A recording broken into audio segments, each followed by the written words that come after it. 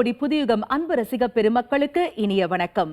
அன்பு நெஞ்சங்கள் அனைவருக்கும் இனிய விநாயகர் சதுர்த்தி திருநாள் நல்வாழ்த்துக்கள். மனித வாழ்வின் தேடல் என்பது அன்றும் இன்றும் என்றுமே தொடர்ந்து கொண்டேதான் இருக்கிறது. நதிக்கரை ஓரத்தில்தான் தன் வாழ்க்கை இருக்கிறது என்று எண்ண துவங்கிய ஆதி மனிதன் தன் வாழ்வை அங்கிருந்து துவங்கினான். தேடல் தீர்ந்ததா? இல்லை, இன்னும் தொடர்ந்தது. ஆகாயத்தை பார்த்த மனிதன் அங்கு ஜொலிஜொலித்த நட்சத்திரங்களையும் கோள்களையும் கண்டு அதற்கும் நமக்கும் ஏதாவது சம்பந்தம் இருக்குமோ என்று எண்ணத் துவங்கினான். ஆராய்ச்சியும் செய்தான். அதில் பிறந்ததுதான் ஜோதிடம். தேடல் முடிந்ததா? இல்லை, இன்னும் தொடர்ந்தது. தூரத்தில் இருக்கக்கூடிய கோள்களின் வலுவை தன் அருகே கொண்டு வர வேண்டும் என்பதற்காக சரியான இடத்தை தேர்வு செய்து மிக பிரம்மாண்டமான ஆலயங்களை ஆகம விதிமுறைகளின்படி கட்டினான். எண்ணச் சிதறல்கள் ஏற்படக்கூடாது என்பதற்காக இறைவனை சிலை வடிவில் வடித்தான். தேடல் தீர்ந்ததா? இல்லை, இன்னும் தொடர்ந்தது. அங்கெங்கெனாதபடி எங்கும் தேடிய மனிதன் தன்னை உற்று நோக்கி அப்பொழுதுதான் உணர்ந்தான், அட, இறைவன் நமக்குள்ளே இருக்கிறானே, அகம் பிரம்மாஸ்மி என்று சொல்லத் தொடங்கினான். தேடல் முடிந்ததா? இல்லை, இன்னும் தொடர்ந்தது. ஆக மனித வாழ்க்கையின் தேடல் என்பது என்றுமே தொடர்ந்து கொண்டேதான் இருக்கிறது. அப்படிப்பட்ட மனித வாழ்க்கையை நிர்ணயிப்பது எது? ஜோதிடமா, ஆன்மீகமா? ஜோதிடமே என்று அடித்து சொல்வதற்காக நமது அரங்கிற்கு நம்முடைய ஆஸ்தான ஜோதிட வல்லுநர்கள் வருகை தந்திருக்காங்க. வாங்க நேயர்களே, அவங்களை சந்திக்கலாம். டாக்டர் பேராசிரியர் பஞ்சநாதன் அவர்கள், வணக்கம் சார். வணக்கம் மேடம். வணக்கம் நேயர்களே. நேயர்கள் அனைவருக்கும் இனிய விநாயக சதுர்த்தி நல்வாழ்த்துக்கள். ஜோதிஷாச்சாரியார் ஜோதிட கலாரத்னா திரு மகேஷ் ஐயர் அவர்கள், வணக்கம் சார். வணக்கம். வணக்கம். அஷ்டமங்கல பிரசன்ன வித்தகர் டாக்டர் கணியர் ஏஎன் ராஜசேகர் அவர்கள், வணக்கம் சார். வணக்கம். அனைவருக்கும் விநாயகர் சதுர்த்தி நல்வாழ்த்துக்கள். நாடி ஜோதிடர் நாவுக்கரசர் சேலம் விஜயன் அவர்கள், வணக்கம் சார். வணக்கம். அனைவருக்கும் விநாயகர் சதுர்த்தி நல்வாழ்த்துக்கள். ஸ்ரீ தாந்திரிக் அஸ்ட்ராலஜியின் நிறுவனர் மற்றும் 5 தலைமுறை தாந்திரிக ஜோதிட வல்லுநர் டாக்டர் விஜய் சேது நாராயணன் அவர்கள், வணக்கம் சார். வணக்கம். உலகமெங்கும் வாழும் நமது புதியுகம் தொலைக்காட்சி நேயர்களுக்கு இறைவனின் நல்லாசிகளும் பேரருளும் வெற்றிகளும் அமைய இறைவனை பிரார்த்திக்கிறேன். நன்றி. ஜோதிடம் மட்டும் இல்லைங்க, ஜோதிடம் பிறந்தது எதில் இருந்து? ஆன்மீகத்தில் இருந்து தோன்றிய ஒரு விஷயம் தானே ஜோதிடம். அப்படி இருக்க மனித வாழ்க்கையை நிர்ணயம் செய்வது எங்களுடைய ஆன்மீகம் தாங்க அப்படின்னு எடுத்துரைப்பதற்காக நம்முடைய அரங்கிற்கு ஆன்மீக பெருமக்களும் வருகை தந்திருக்காங்க. வாங்க நேயர்களே, அவங்களை சந்திக்கலாம். நாவுக்கரசி கல்லூரி முதல்வர் பேராசிரியர் டாக்டர் TS பிரேமா அவர்கள், வணக்கம்மா. வணக்கம். புதுயுகம் தொலைக்காட்சி நேயர்கள் அனைவருக்கும் விநாயக சதுர்த்தி நல்வாழ்த்துக்கள். விநாயகரின் பரிபூர்ண அருள் நம் அனைவருக்கும் கிடைக்கட்டும். பேராசிரியர் சிவ சதீஷ் அவர்கள், வணக்கம் சார். வணக்கம். அனைவருக்கும் விநாயகர் சதுர்த்தி நல்வாழ்த்துக்கள். கம்பன் கழகத்தின் செயலாளர், திருக்கோயில் பேரியக்கத்தின் ஒருங்கிணைப்பாளர், ஆன்மீக சொற்பொழிவாளர் திரு ரா சம்பத்குமார் அவர்கள், வணக்கம் சார். வணக்கம். ஆன்மீக முதல்வனுடைய பிறந்த நாள் வாழ்த்துக்கள். எழுத்தாளர் திரு பத்மன் அவர்கள், வணக்கம் சார். வணக்கம். அனைவருக்கும் இனிய விநாயகர் சதுர்த்தி நல்வாழ்த்துகள். ஆன்மீக சொற்பொழிவாளர் புதுகை பாரதி அவர்கள், வணக்கம் அம்மா. உலகெங்கும் வாழும் புதுயுகம் தொலைக்காட்சி ஆன்மீக சொந்தங்கள் அனைவருக்கும் என்னுடைய பணிவான வணக்கம். முழுமுதற் கடவுளினுடைய அருள் நம் எல்லோருக்கும் முழுவதுமாக கிட்ட வேண்டுகின்றேன். பொதுவாகவே சொல்லுவாங்க, ஆன்மீக அப்படிங்கிறது ஒரு மிகப்பெரிய ஆலமரம் போன்றது. அதில் இருக்கக்கூடிய ஒரு கிளை வடிவம் தான் ஜோதிடம் அப்படின்னு சொல்லப்படுது இல்லைங்களா? அதனால நம்ம அந்த முழு மரத்திலிருந்தே துவங்கலாம் ஆன்மீகம். ஸோ ஒரு மனிதனுடைய வாழ்க்கையை நிர்ணயம் செய்வது ஆன்மீகம் தான் அப்படின்னு எப்படி ஐயா சொல்றீங்க? மிக அருமையான ஒரு கேள்வி. நீங்களே அதற்கான பதிலோடு தொடங்கியிருக்கீங்க. ஆன்மீகம் என்பது மிகப்பெரிய மரம், அதற்கு ஒரு கிளை தான் ஜோதிடம் அப்படின்னு சொல்லியிருக்கீங்க. ஏற்கனவே நீங்கள் சொல்லக்கூடிய அந்த தொடக்கத்திலையும் வானத்தை பார்த்தான், அதற்கும் நமக்கும் என்ன தொடர்பு என்று பார்த்தான், அதற்குள் பிறகு தன்னை பார்த்தான். இதற்கு அருமையான ஒரு கதை இருக்குது. ஏன்னா விநாயகர் சதுர்த்திங்கிறனால விநாயகரை பற்றின கதையே சொல்லலாம். அதோட தொடங்கலாம்னு நினைக்கிறேன். சின்னது, எல்லாருக்கும் தெரிஞ்ச கதை தான். திருவிளையாடல். ஒரு ஞானப்பழத்தை கொடுத்துட்டு இந்த ஞானப்பழத்தை பெற வேண்டும் என்றால் முதலில் உலகை சுற்றி யார் வருகிறார்களோ அவர்களுக்கு ஞானப்பழம் என்று சிவபெருமான் சொன்னபோது முருகப்பெருமான் மயிலை ஏறிக்கொண்டு உலகை வலம் வர புறப்பட்டார். ஆனால் விநாயக பெருமானோ அம்மையப்பனை வலம் வந்து அந்த ஞானப்பழத்தை பெறுகிறார். இதிலிருந்து என்ன உட்பொருளாக உணர்ந்து பார்க்க வேண்டும் என்றால், வெளி உலகத்திலே வெளிப்புறத்திலே பார்க்க வேண்டிய விஷயங்கள் எல்லாம் அது விஞ்ஞான வளர்ச்சியாக இருந்தாலும் சரி, அந்த விஞ்ஞானத்தின் ஒரு கூறாக இருக்கக்கூடிய ஜோதிடமாக இருந்தாலும் சரி, எதுவாக இருந்தாலும் சரி, அவற்றினால் நிறைவை, அந்த பழம் என்பது ஞானப்பழம் என்பது நிறைவான முக்தி அல்லது வாழ்வின் திருப்தி, வாழ்வின் ஆதாரம் எதுவோ அதை அடையக்கூடிய திருப்தி அதை தந்து விடாது. ஆனால் நமக்குள்ளேயே இருக்கிறது, நம் அருகிலேயே இருக்கிறாரே அந்த அம்மையப்பனை சுற்றி வந்தால் அதை பெற்றுவிடலாம் என்பதை மிக அருமையாக எளிமையாக எடுத்துரைக்கிறது. ஒரு தலை நன்றாக இருக்கிறது, கால் நன்றாக இருக்கிறது, கை நன்றாக இருக்கிறது என்று எல்லாம் நன்றாக இருக்கிறது. ஆனால் அதற்குள்ளே உயிர் ஒன்று இருக்க வேண்டுமே, அது இல்லாவிட்டால் அதற்கு புது பெயர் பிணம் இல்லையா? ஆகையால் அந்த உயிரை பற்றி பேசுவது, அந்த உயிரினுடைய தொடர் பயணத்தை பற்றி பேசுவது ஆன்மீகம்.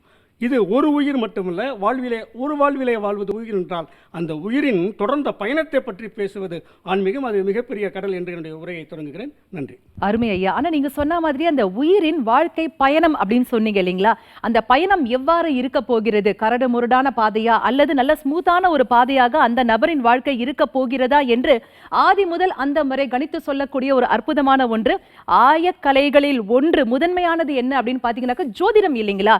அந்த ஜோதிடம் அப்படிங்கிறது என்னதான் விழுதாக இருந்தாலும் கூட அந்த மிகப்பெரிய ஆன்மீகம் என்கின்ற மரத்தை தாங்கி பிடிப்பது, அதற்கு உயிர் கொடுப்பது, அடுத்து வரக்கூடியது அந்த ஜோதிடம் என்று சொல்லப்படுகின்ற அந்த விழுதுதானே. சோ ஜோதிடம் அப்படிங்கிறது மனித வாழ்க்கையை நிர்ணயம் செய்யும் அப்படின்னு நீங்க எப்படி ஐயா சொல்றீங்க? அனைவருக்கும் விநாயக சதுர்த்தி நல்வாழ்த்துக்கள். இந்த நாளில் இந்த மாதிரி தலைப்பு, அந்த தலைப்புலேயே ஒரு அர்த்தம் இருக்குது. நிர்ணயம் அப்படின்னு சொல்கிறது. நிர்ணயம்னா என்ன? ஒரு விஷயத்தை நிர்ணயிக்கிறது. நிர்ணயம்னா ஒரு விஷயத்தை தீர்மானிக்கிறதுன்னு எடுத்துக்கலாம், அல்லது அந்த விஷயத்தை வழி நடத்துறதுன்னு எடுத்துக்கலாம். இப்போ ஆன்மீகம்ங்கிறது நம்மளுடைய வாழ்க்கையில் நம்ம கூடவே பிறந்து கூடவே இருந்துன்னு இருக்கிற மாதிரி, ஜோதிடம் அப்படிங்கிறது கூடவே பிறந்து கூடவே இருக்கக்கூடிய ஒரு அம்சமாக மாறுது. நிர்ணயம் பண்ணுறதுக்கு நான் ஆன்மீகத்தை தேர்ந்தெடுக்கிறேன்னா இல்லை ஜோதிடத்தை தேர்ந்தெடுக்கிறேனா அப்படின்னு பார்க்கும் பொழுது, ஒரு விஷயத்தை நிர்ணயிக்கிறதுக்கு, ஒரு விஷயத்தை முடிவெடுக்கிறதுக்கு நான் தேர்ந்தெடுக்கக்கூடியது ஜோதிடரை முதன்மையாக நான் கொண்டுடுறேன். ஏன் அப்படின்னு சொன்னால், அண்ணா ரொம்ப அழகாக ஒரு விஷயத்தை சொன்னார். அதாவது முருகப்பெருமானையும் விநாயகப் பெருமானையும். இந்த கலகம்னு வந்துருச்சாலே அங்கே எங்கள் இடத்துலேருந்து ஒரு கிரகம் உட்காந்துருவாங்க. நான் சொல்கிறது, கலகம்னு வந்துருச்சுனாலே ஒரு கிரகம் உட்காந்துருண்ணா. நீங்கள் போட்டிருக்கிற கலர் என்னென்னா மெரூன் கலர். இன்றைக்கி தேதி, இன்றைக்கி என்ன விசேஷம்? வியாழக்கிழமை, குருவாரம். நான் விநாயகர் சதுர்த்தின்னு சொல்லும் போதே நீங்கள் என்ன சொல்லிட்டீங்க? வாரத்தையும் சேர்த்து நீங்கள் சொல்ல ஆரம்பிச்சிட்டிங்க. இது உங்களோட இணைந்தது, உங்கள் கூடவே ட்ராவல் பண்ணுது. அதனால தான் சொல்கிறேன், இன்றைக்கி வாரம் கூட கிரகங்களின் அடிப்படையாக, தேதி கூட கிரகங்களின் அடிப்படையாக. இது வெளியிலேருந்தெல்லாம் சொல்ல வேண்டாம். எனக்குள்ள ஆன்மீகம் இருந்தாலும் எனக்குள்ள கிரகங்கள் பின்னி பிணைஞ்சு உள்ளே இருந்தே வந்துடுது. அது அதனால தான் நான் கேட்கல, நீங்களாக சொன்னீங்க. அடுத்தது இன்றைக்கி நாளை பற்றி சொல்லிட்டீங்க. அதனால தான் சொல்கிறேன், ஜோதிடம் அப்படிங்கிறது நிர்ணயிக்கக்கூடிய ஒரு விஷயம். நம்ம என்ன பார்த்தாலும் சரி, பொண்ணு பார்க்கும்போது வீட்லேயாவது சொல்லிடுவாங்க, அழகாக திருமண பொருத்தம் பார்த்துருங்கன்னு சொல்லுவாங்க. நிறைய பேர் சொல்லலாம் திருமணம் பொருத்தும் பார்த்து கல்யாணம் ஆகாது, அதெல்லாம் செகண்ட் டாப்பிக்காக எடுத்துக்கலாம். பட் நிர்ணயம்னு சொல்லும் பொழுது அந்த கிரகங்கள் முன்னாடி நிற்கிது. ஏன்னா ஆன்மீகத்தின் வழியாக ஒரு விஷயத்தை நிர்ணயம் பண்ணுறது நம்ம இல்லை. ஆன்மீகத்தின் வழியாக தீர்வு வேணால் நம்ம கொண்டு போய்க்கலாம். ஆனால் நிர்ணயம், இந்த தலைப்பினுடைய ஒரு பகுதியில் நிர்ணயம்னு சொல்லும்போது அந்த இடத்துல நான் கேட்காமே அண்ணா சொல்லிட்டாரு, இன்றைக்கி குருவை கொண்டு நிறுத்திட்டாரு. அதுதான் நாங்கள் ஐயா நீங்கள் சொல்லுங்கள். அதாவது ஒரு மனிதனுடைய வாழ்க்கையில் எந்த ஒரு விசேஷமாக இருந்தாலும் நாள் நட்சத்திரம் பார்க்காம ஒரு ஜோதிடருடைய உதவி இல்லாமல் செய்ய முடியாது இல்லைங்களா? டெலிவரியிலேருந்து அந்த கடைசி காலம் வரைக்கும் ஒவ்வொரு விஷயமாக ஒவ்வொரு வாழ்க்கையின் கட்டத்திலையும் ஒரு ஜோதிடர் அப்படிங்கிறவர் நமக்கு தேவைப்படுகிறாரே. அப்படி இருக்கும்போது ஒரு மனித வாழ்க்கையை கட்டம் கட்டமாக நிர்ணயிப்பது அந்த ஜோதிடர் தானே. எப்படி உங்க ஆன்மீகமாக இருக்கும்? இருக்கு, இல்லைன்னு சொல்லலை. ஒரு கோவில் கும்பாபிஷேகம்னாலும் கூட அதுக்கு நாள் நட்சத்திரம் பார்க்கிறார்கள். ஆனாலும் கூட அந்த நாளையும் கோளையும் தாண்டியவன் கடவுள்.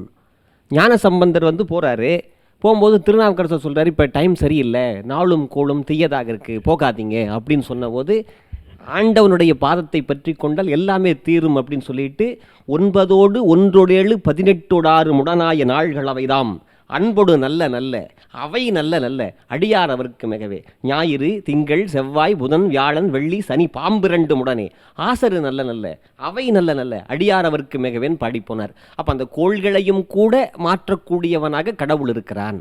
நாளும் கோளும் எல்லாமே பண்ணது இல்லைன்னு சொல்ல, அதையும் ஓவர்டேக் பண்றது யாருன்னு கேட்டா இறையருள் மட்டும்தான் அப்படிங்கிறது எங்களுடைய கருத்து. இதுல இன்னொரு விஷயம் கவனிக்க வேண்டியது என்னன்னாக்க, உங்களுடைய கோளுக்கும் கூட தேவதா பிரத்யதி தேவதா அப்படின்னு சொல்லிட்டு தேவதைகளாக அதற்கு எஜமானனாக நீங்கள் ஆன்மீகம் சார்ந்தவர்களை தானே அங்க நிர்ணயம் செய்றீங்க. அப்படி இருக்கும்போது ஆன்மீகம் தானே உயர்ந்ததாக இருக்க முடியும். ஒரு மனிதனின் வாழ்க்கையை நிர்ணயிப்பது ஆன்மீகத்தின் கைகளில் மட்டும் தானே இருக்கும் அப்படின்னு சொல்றாரு. நீங்கள் கேள்வி கேட்டல, அந்த கேள்விக்கு டைரெக்டாக ஒரு விஷயத்தை நான் பதில் சொல்கிறேன்.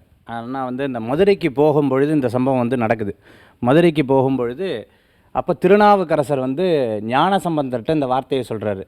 எல்லாம் சரியாக இருக்குது, என்னை அங்கே சைவ சமயத்தை நிர்வகிக்க சொல்கிறாங்க, அந்த விஷயம் ரொம்பவுமே சிறப்பாக இருக்குது அப்படின்னு சொல்லும்பொழுது, யார் இந்த வார்த்தையை அந்த இவங்களுக்கு சொல்கிறாங்க அப்படின்னு கேட்டிங்கன்னா, அந்த அரண்மனை குரு சொல்கிறாங்களா. அந்த கதையில் நான் படிக்கும்பொழுது வந்த விஷயம், அந்த அரண்மனை ஜோதிடர், அந்த அரண்மனை குரு இந்த வார்த்தையை சொல்கிறலாம் எந்த நாளன்று நிர்ணயிக்கிறது அப்படின்னு கேட்கும்பொழுது, இந்த நாளன்று நிர்ணயிக்கலாம் அப்படின்னு சொல்லும்போது, நீ கிளம்பும் நேரம் சரியானதாக இல்லை, நீ சேரும் நேரம் சரியானதாக இருக்கிறது. திருநாவுக்கரசர் அதில் சொல்லும்பொழுது சொல்கிறார், நீ கிளம்பும் நேரம் சரியாக, கோள்கள் சரியான வட்டத்தில் இல்லை அப்படின்னு சொல்கிறார். கோள்கள் வட்டம் சரியானதில்லை, ஆனால் சரியான நேரத்துக்கு நான் போய் சேரணும். முன்னாடி இருக்கக்கூடிய சப்ஜெக்ட் என்னென்னா, நான் சரியான நேரத்துக்கு போய் சேரணும், அப்போ என்ன பண்ணுவேன் நான் அப்படின்னு சொல்லும்பொழுது, வேறு கதி இல்லை, வேறு வழி இல்லை, நிர்ணயம் பண்ணியாச்சு. அந்த நல்ல நேரத்துக்கு நான் அதை நிர்மாணம் பண்ணுறதுக்கு அங்கே போகணும். அப்போ நான் என்ன பண்ணுறதுன்னா, கோள் சரியில்லை, அப்போ நான் ஒன்று பண்ணிடுறேன், இதுக்கு ஏதாவது பிராயச்சித்தம் இருக்கா, ஏதாவது வழிமுறை இருக்கான்னு கேட்கும் பொழுது அந்த வழிமுறையை அவர் சொல்கிறார். வேறு ஒன்றும் இல்லை, நீங்கள் சொன்ன மாதிரி இறைவன் நம்ம வேண்டிட்டு போனால் அந்த காரியங்கள் எனக்கு ஒத்துழைக்கும் இல்லை, அப்போ இந்த கோள்கள் இப்படி இருக்குங்கிறத என்னால் உணர முடியுதுங்கிறார். நான் திருப்பியும் சொல்கிறேன், இங்கே உட்காந்துட்டு இருக்கிறவங்க அத்தனை பேரும் பார்த்திங்கன்னா, இந்த பக்கம் ஜோதிட ஜாம்பவான்கள், இந்த பக்கம் பார்த்துட்டிங்கன்னா ஆன்மீக சொற்பொழிவுலையும் சரி, ஆன்மீக விஷயத்துலையும் சரி, நீங்கள்லாம் மிகப்பெரிய ஒரு அந்த ரெஸ்பெக்ட் ரெண்டு பேருக்குமே ரொம்ப ஜாஸ்தி இருக்கும். திருஞான சம்பந்தருக்கும் திருநாவுக்கரசருக்கும் இருக்குது. நீங்கள் ஒன்று சொல்கிறீங்க, நான் மீறிட்டு போகிறேன் பார்க்கலாமான்னு, கண்டிப்பாக திருநாவுக்கரசர் சொல்ல மாட்டாருங்கிறது உங்களுக்கும் தெரியும், எனக்கும் தெரியும். அப்போ திருநாவுக்கரசர் எப்படி சொல்கிறாருன்னு கேட்டிங்கன்னா, இதெல்லாம் இருந்துட்டு போகுது, கடவுள் பார்த்துப்பார், அப்படி சொல்லலையா. அவர் என்ன சொல்கிறார், நான் போய் சேரும் அந்த நேரத்துக்கு நான் போகணும், அப்போ இந்த கோள்கள் சரியில்லை, கவனமாக இருன்னு திருநாவுக்கரசர் தன்னுடைய அனுபவத்தில் சொல்கிறார். அப்போ திருஞான சம்பந்தர் சொல்கிறார், வேறு வழி இல்லை, இதை நான் பிராயச்சித்தமாக எடுத்துகிட்டு நான் கூட போகிறேன், சிவனை கூட்டிகிட்டு போகிறேன், அந்த பாடல்களோட அது வரதாக கோளறு பதிகம் சொல்றாரு. கோள்கள் சரியில்லை, அதனால காரிய தடை வரக்கூடிய வாய்ப்புகள் இருக்கு, இருந்தாலும் கூட ஒரு என்க்ளோஷராக நாங்க இவங்களை கூட்டிட்டு போறோம் அப்படிங்கிற மாதிரி சொல்றாங்களே. பிரதானமான ஒரு விஷயம் கோள்களே ஜோதிடமே என்று சொல்றாரு. நீங்க சொல்லுங்க ஐயா. ஒரு சம்பவத்தை சொன்னால் தெரியும்னு நினைக்கிறேன். ராமாயணத்தில் ஒரு காட்சி, அகலிகை தப்பு பண்ணிட்டா அப்படின்னு சொல்லி கௌதம ரிஷி ஒரு சாபம் கொடுக்குறார், நீ கல்லா போவாய் அப்படின்னு. எப்போ இந்த கல்லா இருந்த நான் மாறுவேன்னு கேட்குற போது அவர் சொல்கிறாரு, ராமன் ஒருவன் வருவான், அவன் கால் தூசிப்பட்டா, அவன் கால் பட்டால் நீ பெண்ணாய் மீண்டும் மாறுவாய் அப்படின்னு கௌதமர் சொல்கிறார். இப்போ அவள் கல்லா போயிட்டா. அவள் கல்லா போகிற போது இந்த சாபம் கிடைக்கிற போது ராமன் பிறக்கவே இல்லை. அதுக்கு பின்னால் தான் வைகுண்டத்தில் அந்த சம்பவம் நடக்குது. நான் தசரதன் முதலையாய் தோன்றுவேன்னு ராமன் சொல்லி, அதுக்கு பின்னால் தசரதன் வயிற்றில் அப்படிங்கிறத ராமன் தான் முடிவு பண்ணுறான். முடிவு பண்ணி அவனுடைய பிள்ளையாக பிறந்து வளர்ந்து, அதற்கு பின்னால் போய் அந்த அகலிகை மேலே அந்த கால் துகள் பட்டு அவளுக்கு அந்த பெண் மீண்டும் பெண்மை கிடைக்குது. ஆக நிர்ணயம் பண்ணுவது அந்த ஆன்மீகம். இவன் இப்படி பிறக்கணும், இவன் கால்பட்டு அது அவள் பெண்ணாக வரணும், இதெல்லாம் மேலே நிர்ணயம் பண்ணுறான். அப்படி நிர்ணயம் பண்ணுறதற்கு பேர் தான் விதிக்கப்படுவது தான் விதி. அந்த விதியை எப்படி விதிக்கப்படுகிறதோ அதை நடத்துபவர்கள் இந்த ஜோதிடர்கள், கோள்கள், நட்சத்திரங்கள். விதியின் வீதியில் நடப்பவர்கள் தான் இவர்கள் அப்படின்னு சொல்றீங்க இல்லைங்களா? விதிக்கு உட்பட்டு விதி இதுன்னு முடிவு பண்ணிடுறாங்க.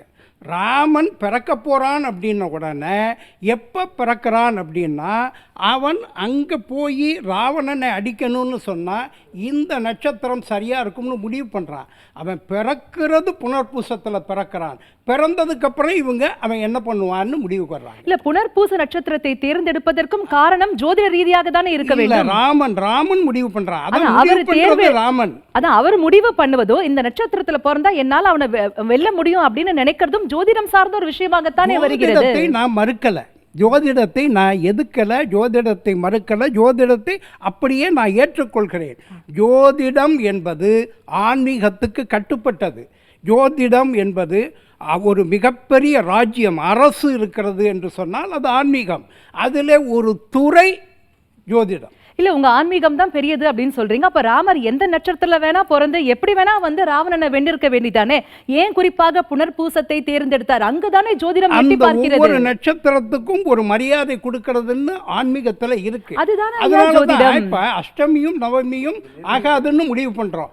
ஆனா அதுக்கு ஒரு மரியாதை கொடுக்கணுங்கிறதுக்காக தான் ராம நவமி கோகுலா அஷ்டமி கொடுக்குறாங்க. அதுக்கு ஒரு மரியாதையை உருவாக்குவது தான் அந்த ஆன்மீகத்தினுடைய தலையாய நோக்கம். எல்லாத்துக்கும் மேம்பட்டவன் ஒருவன் இருக்கா. எல்லாரும் பேசுகிற போது சொல்லுவோம், இங்கே என்ன இல்லை, பாமர மக்கள் மேலே ஒருத்தன் பார்த்துக்கிட்டு இருக்கான். ஆக அந்த மேலே ஒருத்தன் யாருன்னு யாருக்கும் தெரியாது. அதுதான் ஆன்மீகம், அதுதான் உச்சம். நீங்கள் மிகப்பெரிய நம்முடைய நாட்டினுடைய ஜனாதிபதியிலிருந்து எல்லாரும் பதவியேற்பன்னைக்கு பாருங்கள், கடவுள் சாட்சியாக, இறைவன் சாட்சியாக, மனசாட்சிப்படி அல்லது தமிழ் மொழிப்படி ஏதோ ஒரு சாட்சியாக பதவியேற்றுக்கிறேன்னு எடுப்பாங்க. ஆனால் அப்பொழுது அவங்க கையில ஏதாவது ஒரு விஷயம் அவங்களுடைய ஜோதிடர் அவங்களுக்காக எடுத்து கொடுத்த ஒரு விஷயத்தை கையில் வைத்துக் கொண்டுதான் அவர்கள் பதவி ஏற்பார்கள். இதுவும் நாம ஒத்துக்க வேண்டிய ஒரு விஷயம். அவங்க எதை பெருசுன்னு நினைக்கிறாங்களோ, எது இறைவன்னு நினைக்கிறாங்களோ அதை வச்சு தான் அவங்க நான் இறைவன் சாட்சியாக, மனசாட்சியாக அப்படின்னு அவங்க எடுக்கிறாங்க. இதுவரையிலும் இந்தியாவில் யார் ஒருத்தரும் நாங்கள் நவகிரக சாட்சியாக பதவி ஏற்றுக்கிறோம்னு ஏற்றுக்கலாம். சரிங்க ஐயா. பஞ்சநாதன் ஐயா, அவர் சொன்ன ஒரு விஷயத்தை நம்ம உற்று நோக்கணும் இல்லைங்களா? இப்போ பதவி பிரமாணமோ அல்லது திருமணத்தின் போது கூட பார்த்தீங்கன்னாக்க எந்த ஒரு முக்கியமான விஷயம் ஒரு மனிதரின் வாழ்க்கையில் நடக்க போகிறது என்றால் ஆண்டவன் சாட்சியாக என்று மட்டுமே சொல்லப்படுகிறதே தவிர நவகோள்கள் நவகிரகங்களின் சாட்சியாக அப்படின்னு சொல்றதே கிடையாதே. அப்போ ஆன்மீகம் தான் அங்கே நிற்குது அப்படின்னு சொல்லியிருக்காரு. உங்க பதில்? உண்மைமா, ஒரு மகிழ்ச்சி. பெரியவர்களை பார்க்கும்போது, ஆன்மீக பெரியவர்களை பார்க்கிற போது உள்ளபடியே மகிழ்ச்சி. ஒவ்வொருத்தரும் அருமையாக கருத்துக்களை சொல்கிறாங்க, ரொம்ப நல்ல கருத்துக்கள். ஆனால் என்ன தலைப்பு நம்ம பேச வரோம் அப்படிங்கிறது முக்கியம் இல்லையா? மனித வாழ்க்கை நிர்ணயம் செய்வது ஜோதிடர்களா ஆன்மீகமாக நம்ம கேட்குறோம். இப்போ நீங்கள் ஒரு அழகான ஒரு வாதத்தை முன் வச்சார். அவர் யாராக வேணுமானு இருக்கணும். பதவி பிரமாணம் எடுத்துக்கொள்கிற போது அவங்க இந்த நட்சத்திரங்களை சாட்சியாக கூப்பிட்றாரா, கிரகங்களை சாட்சியாக கூப்பிட்றாரான்னு தான் அவருடைய கேள்வி. இங்கே கேள்வி என்ன, தலைப்பு என்ன இருக்குது? மனித வாழ்வை நிர்ணயம் செய்வது எது? இவங்க இந்த நாளுக்கு இவருக்கு இந்த பதவிக்கு வர வேண்டும் என்று நிர்ணயம் செய்வது அந்த கிரகங்கள். அதைத்தான் நான் சொல்கிறேன். ஜோதிடத்தின்படி தான் அந்த பதவி அவருக்கு நிர்ணயம் செய்யப்படுகிறது. ஒன்று. இரண்டாவது, ஒரு அருமையான கேள்வியை நண்பர் சொன்னார். ஞானசம்பந்தருடைய பாடலை பேராசிரியர் சொல்லியிருந்தார். ஞானசம்பந்தர் பாடல் அவர் என்ன சொல்கிறார்? ஆசரு நல்ல நல்ல அவை நல்ல நல்ல அடியார் அவருக்கு மிகவே அப்படிங்கிறார். அப்போ அடியவர்களுக்கு சொல்லக்கூடிய வார்த்தை இது. அடியார்கள் என்பது ஆன்மீகத்திலே மிக உயர்ந்தது. அது சாதாரண பாமரனை குறிக்கக்கூடிய வார்த்தை அல்ல. ஆன்மீகத்திலே தோய்ந்து தோய்ந்து போயிருக்கக்கூடிய ஒருவரை குறிக்கக்கூடிய வார்த்தை. நீங்கள் ஞானசம்பந்தருக்கு சொல்லுங்கள், திருநாவுக்கரசருக்கு சொல்லுங்கள். ஆனால் சாதாரணமாக பாமரனாக வாழக்கூடிய ஒரு மனிதனுக்கு அவன் வாழ்க்கைக்கு அவன் நிர்ணயிக்கக்கூடியது எது? அதுதான் கேள்வி. இப்போ நீங்கள் ராம அவதாரத்தை சொன்னீங்க, அருமையாக ஒரு கேள்வி. ராம அவதாரத்தை பேசும்போது ராமன் இந்த பூமியில் பிறக்கிறார்ல, அவர் பிறப்பதற்கு எது உதவி செய்கிறது அப்படின்னு நீங்கள் பார்த்தீங்கன்னா வசிஷ்டர் சொன்ன பரிகாரம். தசரதனுக்கு அங்கே குழந்தை இல்லை. அந்த குழந்தை இல்லை என்று சொல்கிற போது அவன் அரண்மனை ஜோதிடரை நாடுகிறார், அந்த ரிஷியை நாடுகிறார். ரிஷி சொல்கிறார், நீ இப்பொழுது நீ என்ன செய்ய வேண்டும்? நீ இந்த இடத்துல புத்திரகாமேஷ்டி யாகம் செய்யற. இந்த புத்திரகாமேஷ்டி யாகத்திலே, அந்த யாகத்தின் நிறைவிலே வரக்கூடிய அந்த அமிர்த பானம், அந்த அமிர்த பானத்தை அவனுடைய பட்டத்து ராணிகளுக்கு பகிர்ந்து கொடுக்கிறான். உங்களுக்கு தெரியும், அது தசரதர் சக்கரவர்த்தி பகிர்ந்து கொடுக்கிறான். அப்படி பிறந்தவர் தான் ராமபிரான். ஆக ஆன்மீகமாக இருந்தாலும் அந்த கடவுளாக இருந்தாலும் இந்த பூமியிலே பிறந்து விட்டார்கள் என்று சொன்னால், மனிதர்களாக பிறந்து விட்டால் அவர்கள் வாழ்க்கையை ஜோதிடம்தான் நிர்ணயம் செய்கிறது. ராமபிரானாக இருந்தாலும் அவன் மனிதனாக பூமியிலே பிறப்பதற்கு ஜோதிடம் வழிகாட்டி இருக்கிறது. அவளையே மகாபாரதம், நீங்கள் சொல்லக்கூடிய கிருஷ்ண பரமாத்மா, நாமெல்லாம் வணங்கக்கூடிய கிருஷ்ண பரமாத்மா, அந்த கிருஷ்ண பரமாத்மாவை பார்த்தீங்கன்னா அவர் சகாதேவன் என்ற ஜோதிட வல்லுநரை கூடவே வச்சுக்கிறார். எவ்வளோ பெரிய விஷயம் பாருங்க. அப்போ அந்த ஆன்மீகம் எங்கு வருகிறது? ஜோதிடத்தோடு கலந்திருக்கிறது. அந்த ஆன்மீகம் ஜோதிடத்தின் மூலம்தான் இந்த மனித வாழ்க்கை நிர்ணயம் செய்யப்படுகிறது அப்படின்னு காட்டுது. வானத்தில் இருக்கக்கூடிய கிரகங்களுக்கும் இந்த பூமிக்கும் உள்ள தொடர்பை அவங்க அழகாக சொன்னாங்க. ரொம்ப அருமையாக சொன்னீங்க.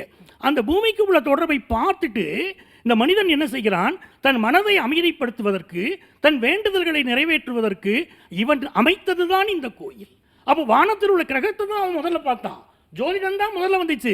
அதை பார்த்துட்டு இவன் அதை பார்த்து இங்கே ஆலயங்களை அமைக்கிறான். அருமை அருமை. இந்த ஒரு பாயிண்ட் நம்ம நோட் பண்ணியே ஆகணும். நீங்க சொல்லக்கூடிய இறைவனாக இருந்தாலும் சரி, இறைவியாக இருந்தாலும் சரி, இந்த பூ உலகத்தில் தோன்றிவிட்டால் அவங்களும் ஜோதிடத்திற்கு உட்பட்டவர்கள் தான். அவங்களுடைய வாழ்க்கையும் ஜோதிடம் சார்ந்துதான் இருக்கும். அந்த கட்டங்கள் மட்டுமே அவங்க வாழ்க்கை வட்டத்தை நிர்ணயிக்கும் அப்படின்னு சொல்லியிருக்காங்க. மேடம், நீங்க சொல்லுங்க. மிக்க நன்றி. ஒரு அருமையான, நல்ல, என்ன சொல்கிறது, சுவையான, ஆரோக்கியமான ஒரு கலந்துரையாடல். ஜோதிடத்தை நாங்கள் புறக்கணிக்க போகிறதில்ல. என்னை பொறுத்தளவில் ஜோதிடம் என்பது மனிதன் தன்னுடைய அன்றாட அல்லல்களில், துன்பங்களில் உழன்று கொண்டிருக்கும் பொழுது, என்னடா இது வாழ்க்கை, என்ன ஒரு மொனாட்டனி அப்படின்னு ஒரு சலிப்பு தட்டும் பொழுது நம்ம போய் நின்று ஒரு 4 நல்ல வார்த்தை கேட்போம் அப்படின்னு போய் நின்று கேட்கறது ஜோதிடம். ஆனால் அமைதியை காண்பதற்கு, எனக்குள்ளே என் ஆத்மாவை உணர்வதற்கு நான் தேடுவது ஆன்மீகம்.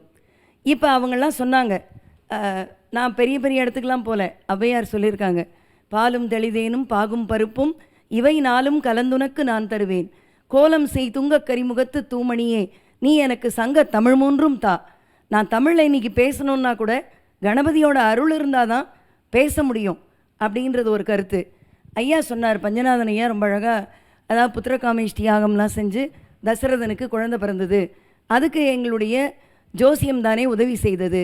அவருக்கு இன்னொரு கேள்வி, அன்றைக்கு தசரதன் புத்திரகாமேஷ்டி யாகம் செய்தான், இன்றைக்கு பல பேர் குழந்தை இல்லாமல் ஜோதிடர்களை அணுகி பல நேரங்களில் இடிபாடுகளில் சிக்கி பல பேரை ஒருத்தரோடு நிறுத்துறது இல்லைங்க, அதுலேயும் செகண்ட் ஒப்பீனியன்லாம் போகிறாங்க. போய் அப்படியும் குழந்தை பிறக்காத போது அப்போ உங்களுடைய ஜோதிடம் அதற்கு என்ன தீர்வு கொடுக்கும்? அப்போ என்ன சொல்கிறாங்க? இறைவனை வேண்டிக் கொள்ளுங்கள். இறைவனை வேண்டினால் குழந்தை கிடைக்குமா? இறைவனை, அதாவது சஷ்டியில் இருந்தால், சட்டியில் இருந்தால் அகப்பையில் வரும் என்று சொல்லுவார்கள். சட்டி என்பது சட்டியில் இருக்க கறி அல்ல.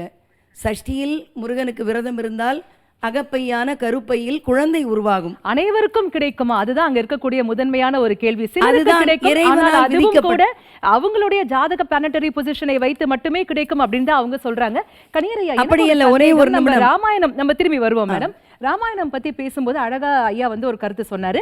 ராமபிரான் அப்படிங்கிறவருடைய வாழ்க்கையை எடுத்து பாத்தீங்கன்னாக்கா அவ்வளவு கஷ்டங்கள், அவ்வளவு சிரமங்கள் இருக்கு இல்லையா? ஆனா ராம ஜாதகத்தை வீட்டில் வைத்துக் கொண்டால் சுபிக்ஷம் கிடைக்கும்னு நீங்க சொல்றீங்களே, எப்படி ஒத்துக்கிறது? அவன் அருளாலே அவன் தாள் வணங்கி எங்கள் ஜோதிடம் வெற்றி பெறணும் அப்படின்னு இறைவனை வேண்டிக்கிறேன். ஏன்னா இறைவனை நிர்ணயிக்கிறவங்களே ஜோதிடர்கள் தான். முதல்ல கற்கால மனிதன் வாழ ஆரம்பித்தான். ஒரு கல், குகை, இப்படி ஒவ்வொன்றிலையும் வாழ ஆரம்பிக்கும்போது ஒரு சிலர் மட்டும் திடகாத்திரமாக இருந்தாங்க. என்ன காரணம் அப்படின்னா, அவங்க இருந்த அந்த தங்கி இருந்த இடத்தினுடைய அழகு. அப்போ என்ன பண்ணால், நம்ம இந்த மாதிரி அவர் மாதிரியே நம்மளும் வீடு வச்சோம்னா நம்மளும் அந்த திடகாத்திரமாக வருவோம் அப்படின்னு ஆரம்பிக்கிறது தான் ஜோதிடம். அப்படி ஆரம்பிக்கிறதுல வீடு கட்ட ஆரம்பிக்கிறான். ஒவ்வொரு கிரகங்களையும் பார்க்குறான். நேற்று இந்த கிரகம் இருக்கும்போது நமக்கு நல்லா இருந்துச்சு, நம்ம விவசாயம் நல்லா இருந்துச்சு அப்படின்னும் போது அடுத்த வருடம் அதே மாதிரி கிரகங்கள், அதாவது நட்சத்திரங்கள், கிரகங்களை பார்க்க ஆரம்பித்தோடனே இந்த வருடமும் நமக்கு நல்லாயிருக்கும் அப்படின்னு சிந்திக்க ஆரம்பித்தான். ஒவ்வொன்றுக்கும் சிந்திக்க ஆரம்பிக்கும்போது அவனுடைய வெற்றிகள் தொடர ஆரம்பிச்சு. அந்த வெற்றிகளை பயன்படுத்த அவன் கிரகங்களை உபயோகப்படுத்திக்கிட்டான். அதையெல்லாம் சிந்தித்தவன் தான் விஞ்ஞானியாக மாறினான். அருமை. அப்போ சூப்பர் ஸ்டார் பிறந்த நேரம் எவ்வளோ பேர் அதே ஹாஸ்பிட்டலில் பிறந்தாங்க. ஆனால் எல்லாரும் எங்கே இருக்காங்கன்னு கூட தெரிய மாட்டேங்குது. கட்டாயம் சொல்கிறேன், வேதத்தினுடைய கண்கள்னு சொன்னாங்க. ஆன்மீகத்தை அப்படி சொல்லலையே. இதுலேயே இன்னொன்று இருப்பாருங்க, ஆன்மீகமாக ஜோதிடமானு கேட்டதே தப்பு தான். ஜோதிடமும் ஆன்மீகம்தான், ஆன்மீகத்தோடு கலந்தது தான். என்னங்க, அதாவது 64 கலைகளில் மிக முக்கியமான கலை ஜோதிடத்தை சொன்னாங்க. அப்போ இவ்வளவு விசேஷம் உடையது ஜோதிடம் வந்து கணிப்பவர்கள் கணித்து ஒரு இறைவனை எப்படி பிரதிஷ்டை பண்ணணும், எந்த மாதிரி பிரதிஷ்டை பண்ணுனா அந்த இறைவன் பொதுமக்களுக்கு நன்மையாக விளங்குவார் அப்படின்னு கணிச்சது ஜோதிடர்கள் தான். இறை சக்தியை நிர்ணயிப்பதும் ஜோதிடம் தான். கட்டாயம் ஜோதிடர்கள் தான். அந்த நிர்ணயம் பண்ணதுக்கு பின்னாடி அந்த இறைவனால் வழங்கக்கூடிய அந்த பிராண சக்தி நம்ம எல்லாருக்கும் ஒரு ஆத்ம திருப்தியை கொடுத்துச்சு. அதனால் ஜோதிடம் ஆன்மீகம் ரெண்டும் ஒன்றாக இருந்தாலும் இறைவனுக்கு ஜோதிடத்தின் மூலியமாக தான் நாளை நிர்ணயம் பண்ணுறோம், அவரோட சைஸு அதாவது பிரதிஷ்டை பண்ணுற இடத்த நிர்ணயம் பண்ணுறோம், கருவறையை நிர்ணயம் பண்ணுறோம், குளத்தை நிர்ணயம் பண்ணுறோம், தீர்த்தத்தை நிர்ணயம் பண்ணுறோம். அவருக்கான விழாக்கள் எல்லாமே நிர்ணயம் பண்ணுறதுக்கு காரணம் ஜோதிடமே அப்படின்றது ரொம்ப சிறப்பு. நம்ம ராமபிரானோடது பார்ப்போம். ராமரோடதில் எல்லா கிரகங்களும் உச்சமடைவார். சூரியன் உச்சம், சந்திரன் உச்சம், குரு உச்சம், எல்லா கிரகங்களும் உச்சமடைஞ்சு இன்னொரு விசேஷம் ராகுக்கே ராமரோட ஜாதகத்தில் ராகு தனுசில் இருக்கிறதுனால தான் கோதண்ட ராகு அப்படின்னு பேர் வந்தது. கோதண்டர்னா ராமர். அப்போ இந்த தனுசு ராசியில் இருக்கிற எந்த கிரகத்துக்கும் கோதண்டம்னு ஒரு பேர் கிடைக்கும், ரைட்டுங்க. அப்போ ராமர் பிறப்பே ஒரு சாபத்தில் பிறந்தவர் தான். அது ஏற்கனவே அந்த சாபத்துக்கான காரணம் வசிஷ்ட மகரிஷி எல்லாருமே சொல்லியிருக்காங்க. அதுவும் ஒரு நிர்ணயம் தான். இந்த காலகட்டத்தில் இப்படி பிறப்பார். ஏன்னா ஒரு பார்வையற்ற அம்மா அப்பாவை தூக்கிட்டு வந்த ஒரு பையன் வில்லால் அடிபட்டு இறக்குறான். அப்போ இறந்த உடனே அவங்க அம்மா அப்பா போய் பார்க்குறாரு, அந்த கதையெல்லாம் தெரியும். அப்போ பார்த்த உடனே அவங்க கொடுத்த சாபம், எப்படி நான் புத்திர தோஷத்தை அடைஞ்சு வருத்தம் அடைஞ்சனோ அதே மாதிரி உனக்கும் புத்திர தோஷம் ஏற்படும் சொல்கிறாரு. அப்போ சந்தோஷப்படுறாரு. சந்தோஷப்படுறது எதுக்கு, எனக்கு எப்படியாவது புத்திர பாக்கியம் கிடைக்குமேன்னு சொல்லி. அதுக்கு பின்னாடி வசிஷ்டரை போய் பார்க்கும்போது தான் அவர் நாள் குறித்து இனி குழந்தை பிறக்கும்னு சொன்னது ஒரு ஜோதிடத்தின் மூலியமாகவே. ஓகே அம்மா, ஐயா பேசும்போது சொன்னார், அதாவது ஒரு ஆலயத்தில் வந்து ஒரு இறைவனை பிரதிஷ்டை செய்யும் போது அந்த இறைவனுக்கு உள்ள இருக்கக்கூடிய சக்தியை உட்புகுத்துவதும் ஜோதிடமே அப்படின்னு ஒரு கருத்து சொன்னார் இல்லைங்களா? நீங்கள் சொல்லுங்கள். இப்போது கலிகாலத்தில் கல் விக்கிரகமாக தான் இறைவனுடைய மூர்த்தங்களை எல்லாம் நாம் வணங்குறோம். இந்த கலியுகத்தில் அந்த மாதிரி இருக்குது. அதற்கான இறை சக்தியை ஏற்றுவது வேண்டுமானால் அந்த மந்திரங்கள் ஜோதிடர்களுடைய அந்த அவங்களுடைய வன்மைத்தன்மையை வச்சு இந்த இடத்துல இன்ன திசையில் இருக்கணும், இன்ன மாதிரி இருக்கணும், கோவில் இன்ன அமைப்பில் இருக்கணும், அருகோணத்தில் இருக்கணும், இப்படியெல்லாம் அவங்க சொல்லலாம். ஆனால் உள்ளே வர்ற மந்திர சக்திங்கிறது இறைவனுடைய சித்தம். ஏன்னா காலத்துக்கு கட்டுப்பட்டவை ஜோதிடத்தினுள்ளே வரக்கூடிய கோள்கள் எல்லாமே. நாங்கள் என்ன சொல்கிறோம்னா கோள்களுடைய அந்த அவங்களுடைய ரோலை வந்து நம்ம யாருமே குறைச்சி சொல்லலை. ஆனால் நாளென் செய்யும், வினைதான் என் செய்யும், என்னை நாடி வந்த கோளென் செய்யும், கொடும் கூற்று என் செய்யும், குமரேசர் இரு தாளும் சிலம்பும் சதங்கையும் தண்டையும் சண்முகமும் தோளும் கடம்பும் எனக்கு முன்னே வந்து தோன்றிடினேன். நாங்கள் அதைத்தான் சொல்கிறோம். என்ன கோளாக இருக்கட்டும், என்ன நாளாக இருக்கட்டும், எப்பேற்பட்ட தோஷமாக இருக்கட்டும், இறைவன் அவனுடைய தாளை இறுக பற்றி கொண்டால், எப்படி மார்க்கண்டேய மகரிஷிக்கு 16 ஆண்டுகள் தான் ஆயுள்ங்கிறது ஜோதிடத்தில் அவ்வளவு பேரும் சொன்னாங்க. ஆனால் அவர் ஓடி போய் சிவபெருமானை இறுக கட்டி கொண்டார், அவரிடம் தஞ்சம் புகுந்தார். அந்த சரணடைகிறதுன்னு சொல்கிறோம் பாருங்களேன், சரணாகதி, அதைத்தான் நாங்கள் ஆன்மீகம்னு சொல்கிறோம். அப்படியே இறைவனோடு இவன் தான் கதின்னு போய் இறுக நின்றார்.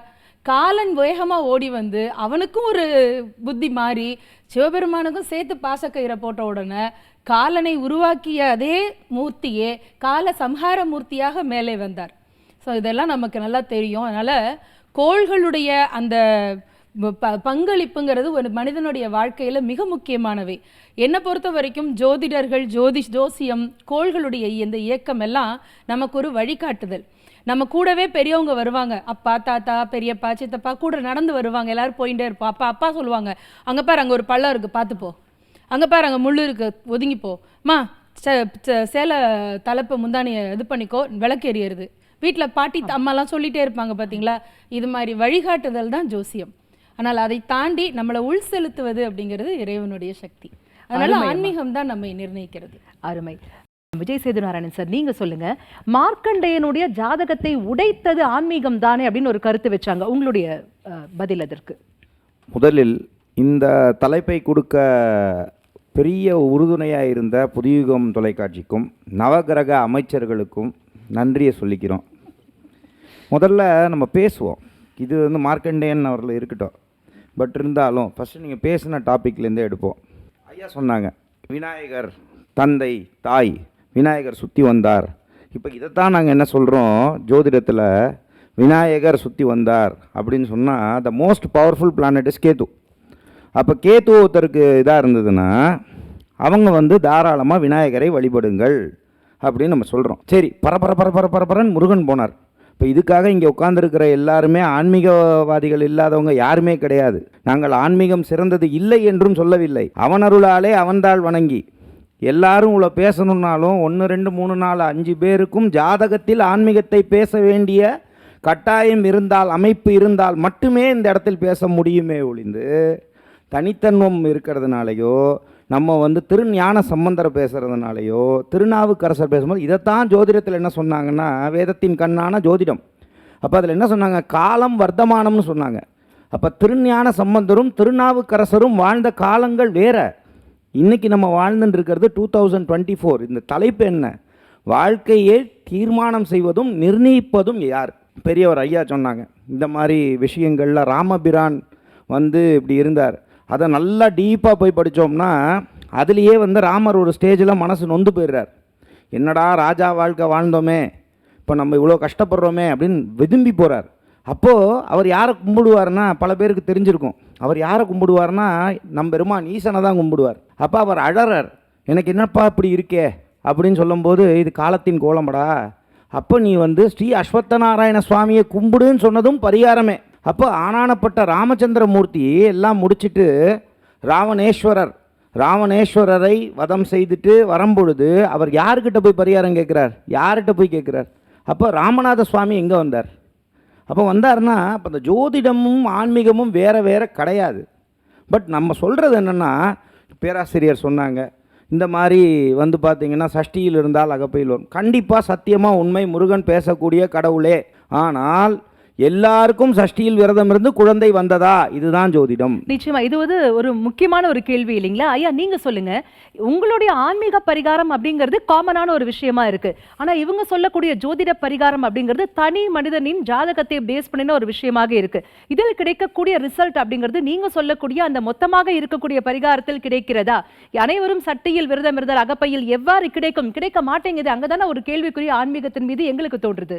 கட்டாயமாக கிடைக்கும். நாம் இருக்கிறத பொறுத்தா இருக்கு. இவங்க சொல்லிட்டாங்க அப்படின்னு அவநம்பிக்கையில் செய்தால் கண்டிப்பாக கிடைக்காது. உண்மையா ஒருவனை பற்றி ஓரகத்திரு கற்புறு சிந்தை மாதர் கணவனை அன்றி மற்றோர் இப்புற தவறை நாடார். ஒரு கற்புள்ள மனைவி எப்படி கணவனை தவிர வேற ஒருத்தர்கிட்ட போக மாட்டாளோ, அதை போல கடவுளுடைய பாதம்தான் கதி என்று ஒரு கடவுளை பற்றி இருக்க வேண்டும்.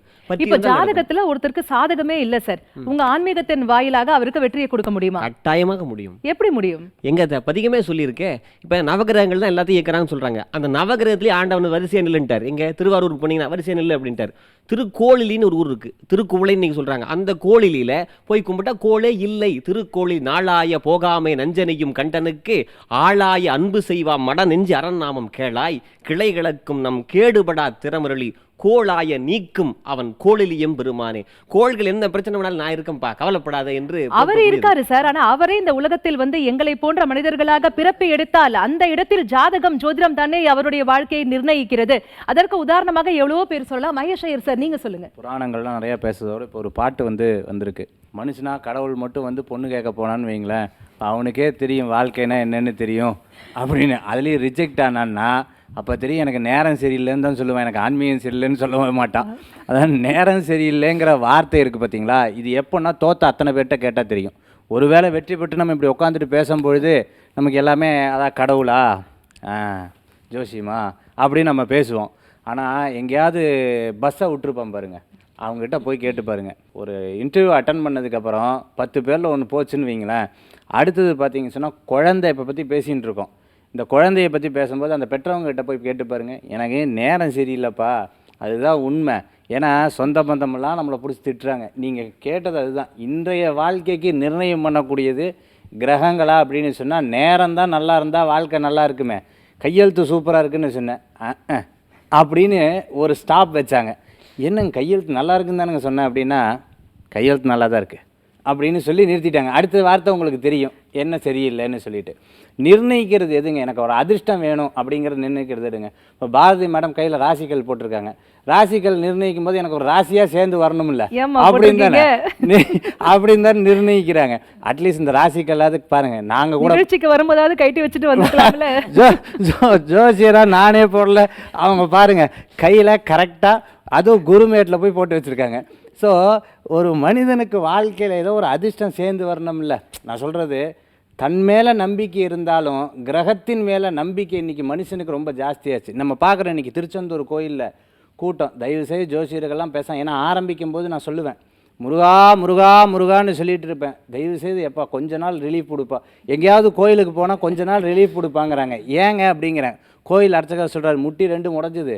ஏன்னா நீ பாட்டுக்கு டிவியில் சொல்லிடுற, இங்கே பார்த்தீங்கன்னா குவி குவிஞ்சிட்றாங்க. இப்போ பாருங்கள், இவர் சொல்லிட்டார்ல, நவகிரகம் 9 சேர்ந்து நிற்குன்னு சொல்லிட்டாங்க. நவகிரகத்தை பேரை வச்சு சொல்லிட்டாரு. நாளைக்கு அந்த கோயிலில் கூட்டம் வரப்போகுது, கண்டிப்பாக சம்பத்தை பிடிக்க போகிறாங்க. ஏன் அப்படின்னு சொன்னால், இன்றைக்கி வாழ்க்கையிலைங்க, நான் சொல்கிறது புரிஞ்சுக்கோங்க, இன்றைக்கி வாழ்க்கையில் நிர்ணயம் அப்படின்னு எடுத்துட்டோம்னா, நாளைக்கு நீங்கள் வேணால் பாருங்கள், உங்களுக்கு கல்யாணம்னா உங்கள் அம்மா என்ன சொல்லுவாங்க? முதல்ல ஜாதகத்தை எடுத்து போட்டு பண்ணுவாங்க. அதெல்லாம் முடியாது, நான் திருச்செந்தூர் முருகன்ட்ட சொல்லிட்டேன்னு சொல்லி பாருங்க. திருச்செந்தூர் முருகன்ட்ட சொல்லி போட்டீங்க, பொண்ணோட அப்பா ஒத்துக்க மாட்டேங்கிறாங்கன்றவாங்க. அவங்க ஒன்று இந்த 5 பேருக்குள்ளே பார்க்கணும், இல்லைன்னா டிவியில் வராதவங்ககிட்ட பார்க்கணும். ராசியான கடவுள் இருக்காரோ என்னமோ தெரில, ராசியான ஜோசியர் இருக்கிறத நீங்கள் வந்து பார்க்குறீங்க. எங்கேயாவது போகும்போது, சார் உங்கள் நிகழ்ச்சி பார்த்தேன் சார், ஐயோ சந்திராஷ்டமம், நானும் கடுபடியாக இருந்தேன், நல்ல பக்காவாக ஸ்ட்ராங்காக தான் இருந்தேன், சம்சாரம் ஒரு திட்டினேன், எங்கேயும் சந்திராஷ்டமம் வேலை செஞ்சுன்னே தெரியல, நான் 2 திட்டி போட்டேங்க. அதுக்கு முன்னாடி உட்காந்து ராமநாமத்தை தான் சொல்லிட்டு இருந்தேன், முருகான்னு தான் சொல்லிட்டு இருந்தேன். அதெல்லாம் சரிதானுங்க. ஆனால் கோபம் வந்துருச்சு. அந்த ஒரு நாளைக்கு 1.5 மணி நேரம் என்ன ஆகி போச்சுன்னா வாழ்க்கையை மாட்டிடுதே அப்படின்னு சொல்கிறாங்க. இன்றைக்கி சராசரி ஒரு மனுஷனுடைய வாழ்க்கை, ஒரு விவசாயம் பண்ணுறதா இருக்கட்டுங்க, தெய்வத்து மேலே நம்பிக்கை இருக்காங்க, இருப்பினும் அவங்க என்ன பண்ணுறாங்க அப்படின்னு கேட்டிங்கன்னா, யதார்த்தமாக கேட்குறது, என் நாள் நல்லா இருக்குங்களா, என் கோள் நல்லா இருக்கு, இது நிர்ணயித்து சொல்லுங்கள் சார், என் வாழ்க்கை கொஞ்சம் நிம்மதியாக இருக்கும். கடவுள் உங்களுக்கு நல்லது செய்வார் சார், ஜாதகத்தில் எப்படி இருக்குன்னு சொல்லுங்கள். இல்லைம்மா கண்டிப்பாக உங்களுக்கு இறைவன் நல்ல லக்க கொடுப்பார். இல்லை சார், அந்த கிரகங்கள் எப்படி இருக்குன்னு சொல்லுங்கள் சார். திருப்பிமா, ஏன்னா இது பிராக்டிக்கல். அதாவது இவங்க சொல்ற மாதிரி விவசாயம் மட்டும் கிடையாது, இஸ்ரோ கூட பாத்தீங்கன்னாக்கா நாள் நட்சத்திரம் பேஸ் பண்ணி தானே அவங்களுடைய ப்ராஜெக்ட்ஸ் கூட மூவ் பண்றாங்க. அம்மா நீங்க சொல்லுங்க. விண்வெளி கோள்கள் எதுவாக இருந்தாலும் சரி, அவங்க சொல்கிற மாதிரி இஸ்ரோவாக இருக்கட்டும், இன்னும் நாசாவாக இருக்கட்டும், எல்லாருமே அழகாக இன்றைக்கி கற்பூரம் ஆரத்தி காமிச்சு தேங்காய் பழம் வச்சு நைவேத்தியம் பண்ணி செதர் தேங்காய் விட்டு தான் ஆரம்பிக்கிறாங்க. அது வீட்டில் ஒரு குட்டி பையனுக்கு சைக்கிள் வாங்கினாலும் சரி, ராக்கெட் விட்டாலும் சரி, எல்லாத்துக்குமே நம்ம நாள் நட்சத்திரம் எல்லாம் பார்த்து தான் பண்ணிகிட்ருக்கோம். ஆனால் இந்த பிரபஞ்சத்தினுடைய இயக்கம்ங்கிறது ஒன்று இருக்குல்ல, இது எல்லாத்துக்கும் மேலே சுப்பீரியர் பவர் என்று ஒன்று சொல்லுவாங்க. இந்த சுப்பீரியர் பவருங்கிறது தான் ஆன்மீகம்ங்கிறது எங்களுடைய கருத்து. இந்த கோள்கள் உருவாகிறதுக்கு முந்தி, பூமி உருவாகிறதுக்கு முந்தி, இந்த பிரபஞ்சத்தில் இருக்கக்கூடிய பால்வெளி மண்டலங்கள் உருவாகிறதுக்கு முன்னாடி கருங்கும்முன்னு அப்படியே கண்ணங்கரேல்னு எந்த சலனமும் இல்லாமல் இங்கே இருந்தது பாருங்க முன்னாடி ஒன்று. அதில் முதலில் தோன்றிய பருப்பொருள் இறைவன். அதில் முதல்ல அப்படி வெளிவந்த வடிவம்தான் சிவலிங்க ரூபம் அப்படிங்கிறது பெரியவர்களுடைய வாக்கு. இன்னும் சொல்லப்போனால் அம்பிகையை பற்றி பேசுகிற பொழுது ஆதிசங்கரர் சொல்லுவதாக பெரியவர்கள் எழுதுவாங்க, உலகத்தில் எதுவுமே இல்லாமல் சூன்யமாக இருந்தபோது சர்வ அலங்கார பூஷிதையாக அம்பாள் இருந்தாளாம். அப்போ எல்லாவற்றையும் தெரிந்து எல்லாவற்றையும் அறிந்து எல்லாவற்றையும் நடத்தக்கூடியவளாக பூத்தவளே புவனம் 14 பூத்தவண்ணம் காத்தவளே என்று சொல்லுவார்களே, அப்படி விளையாட்டு போல இந்த புவனத்தை நடத்தக்கூடிய எல்லாம் வல்ல அம்பிகையை, இறைவனை இருக்க பிடிச்சிக்கிட்டிங்கன்னா நமக்கு கொஞ்சம் கான்ட்ரவர்சியாக போகிற கோள்கள் கூட அப்படியே நம்ம கையில் தன்னை போல ஃப்ரெண்ட்லியாக உட்காந்துக்கோங்க அப்படிங்கிறது எங்கள் கண்டென்ட். ஜாதகத்தில் கோள்கள் நமக்கு ஃபாராக இல்லை அப்படிங்கும்போது இறைவனை பிடித்து கொண்டால் கோள்களையும் மாற்றி நம்ம அமைக்க முடியும்னு சொல்கிறாங்க. அப்போ ஜாதகத்தையே மாற்றி அமைக்கலாம் அப்படின்னு சொல்கிறாங்களே, அது கரெக்டா? ஜாதகத்தை மாற்றி அமைக்க முடியாதுங்க. இந்த அம்மா சொன்னாங்க, ஒளி பிறந்த பெண்ணே மண்ணில் உயிர் பிறந்ததுன்னு தான் இப்போ சொல்லிக்கிறாங்களே ஒளிஞ்சு, கடவுள் வந்த வேண்டி மானிட பிறவி பிறந்துன்னு சொல்லிங்க. ஒளி பிறந்த பின்னே மண்ணில் உயிர் பிறந்தது அம்மா. இதுதான் நம்மளுடைய ஜோதிடம், இதுதான் ஜோதிடம் தான் உண்மை. அந்த ஒளி எங்கிருந்து, ஆன்மீகமா ஜோதிடமா? அந்த ஒளி எங்கிருந்து வருதுன்னா சூரிய மண்டலத்துல தான் வருது. சூரிய மண்டலத்திலிருந்து வரக்கூடிய ஒளி தான் பூமி மேலே படுது. அந்த பூமியில தான் இந்த ஜோதிட சார்ந்தவங்க நாங்களும் பிறந்தோம், அந்த ஆன்மீக சார்ந்த அவங்களும் பிறந்தாங்க. அந்த ஒளி இல்லைன்னா அவங்களும் இல்லை, நாங்களும் இல்லை. ஜோதிடம் தான் உண்மை, ஜோதிடம் தான் எல்லாத்தையும் நினைக்கிறது. நம்ம ராமர் பிரானுடைய ஜாதகத்திலே பாருங்கள், இப்போ நாமளும் மானிட பிறவியாக பிறந்தோம். மானிட பிறந்த தெய்வமானார். அவர் பிறந்த லக்னம் வந்து பார்த்திங்கன்னா கடக லக்னம். அந்த லக்னம் புனர்பூசம் 4ஆம் பாதம், அந்த ராசியும் புனர்பூசம் 4ஆம் பாதம். லக்னம் என்ற நட்சத்திராதிபதியும் ராசி என்ற நட்சத்திராதிபதியும் உச்சம். அது அமிஷத்துலேயும் உச்சம், ராசிலையும் உச்சம். அப்போ என்ன சொல்லுவாங்க, அகம் என்பது லக்ன புள்ளி, ராசி என்பது உடல், அங்கம் உடல். இந்த ரெண்டும் பலம் பெற்றிருந்து உச்சம் பெற்றிருந்தால் மானிட பிறவியாக பிறந்திருந்தாலும் உலகமே கையெடுத்து வழங்குமா. எங்களுடைய கிரகம்தாங்க ஒரு மனிதனையும் ஒரு கடவுளையும் நிர்ணயிக்குது. ஆனால் ஆன்மீகம் என்பது நீங்கள் இன்னொன்று சொல்லி பாருங்கள், ஏதோ ஒரு ஜாதகத்தில் ஒரு மனிதனுடைய குறைபாடு ஏதாச்சும் இருக்குதுன்னு வச்சுங்க, வீடு கட்டணும் அப்படின்னு சொல்லி போய் கோயிலில் வந்து வேண்டுதல் வைக்க போகிறதில்ல. ஜோதிடர் பார்க்குறாங்க, உங்களுக்கு 4ஆம் இடம் சரியில்லையா, இந்த 4ஆம் இடத்துக்கு இந்த பரிகாரம் பண்ணுங்க, அப்போ வீடு கட்டுவீங்க. ஐயா அவர் சொன்னாரு ஜோதிடத்துல ஜாதகத்துல 4ஆம் இடத்தில் பிரச்சனை இருந்தாக்க அதை சரி பண்ணாக்க வந்து வீடு கட்டலாம்னு. அப்போ உங்களுடைய பதில் என்ன? ஆன்மீக ரீதியாக அதை எப்படி நீங்க பாக்குறீங்க? 4ஆம் இடம் 3ஆம் இடம்லாம் நமக்கு தெரியாது, அதெல்லாம் அதில் அவங்க தான் நிபுணர்கள். நமக்கு அவங்க சொன்னாங்க இல்லையா, கடவுளையே நிர்ணயிப்பது ஜோதிடம், கோள்கள் அப்படிங்கிற மாதிரி சொல்கிறாங்க. மிக தவறாக புரிந்து கொண்டு இருக்கிறாங்க. ஏன் அப்படின்னா, திருக்குறள்லேருந்து சொல்கிறேன்னே, வல்லான் வகுத்த வடிகளால் கோடி தொகுத்தார்க்கும் துய்த்தல் அரிது இல்லையா. அப்போது உங்கள் ஜாதகம், உங்கள் ஜோதிடம் எல்லாம் வல்லான் வகுத்தது. எப்படி வகுக்கிறான்? நீங்கள் சொல்கிறீங்க இந்த உலகம் வந்து எப்படி தோன்றுறது, தோன்றி தோன்றி அழிந்து அழிந்து மீண்டும் தோன்றக்கூடியது. அதைத்தான் ஆன்மீகம் சொல்லுது. அப்போது இதில் தோன்றாமல் இருக்கக்கூடியவர், அழியாமல் இருக்கக்கூடியது எதுவோ அது பரம்பொருள் இல்லையா. அந்த பரம்பொருளை நோக்கி உங்களை செலுத்துவது ஆன்மீகம். அந்த ஆன்மீகம் உங்களுக்குள்ளே இருக்கிறது. அதைத்தான் அருமையாக சொல்லியிருக்கிறார், தெய்வம் நீ என்று உணர், பாரதியார். தத்வமசி இல்லையா.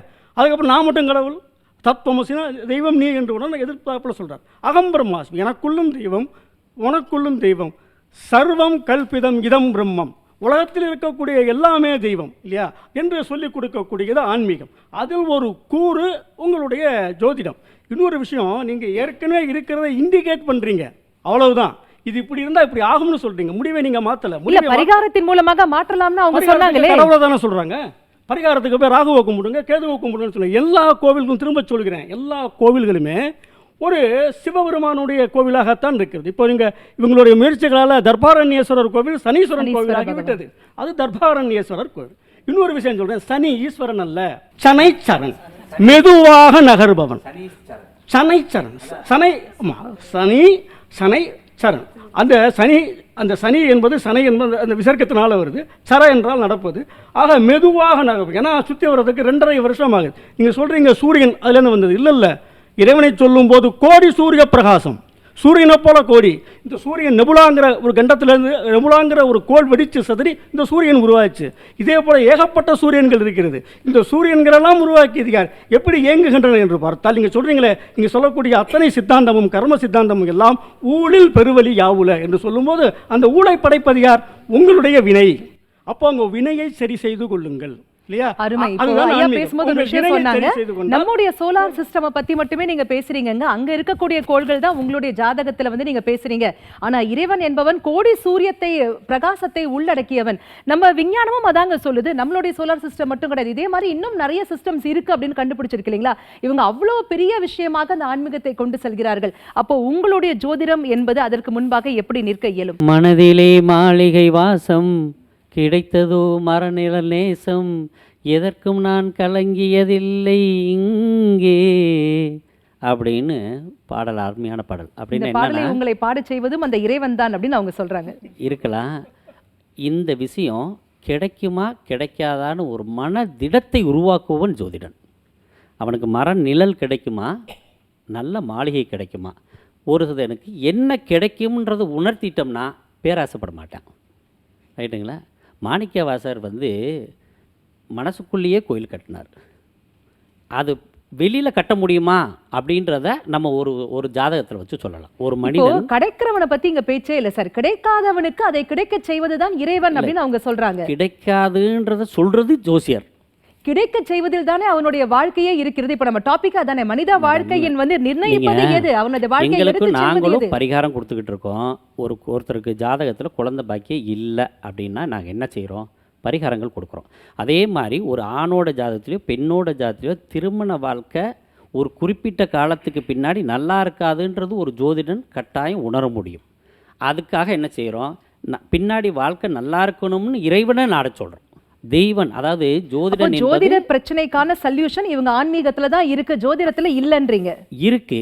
ஜோதிடன் அனுமானிப்பவன். எங்களோட அனுமானியம் அனுமானிச்சதுல வந்து திருமண வாழ்க்கையோ அல்லது குழந்தை பாக்கியோ இல்லைன்னு முடிவு எடுத்துட்டோம்.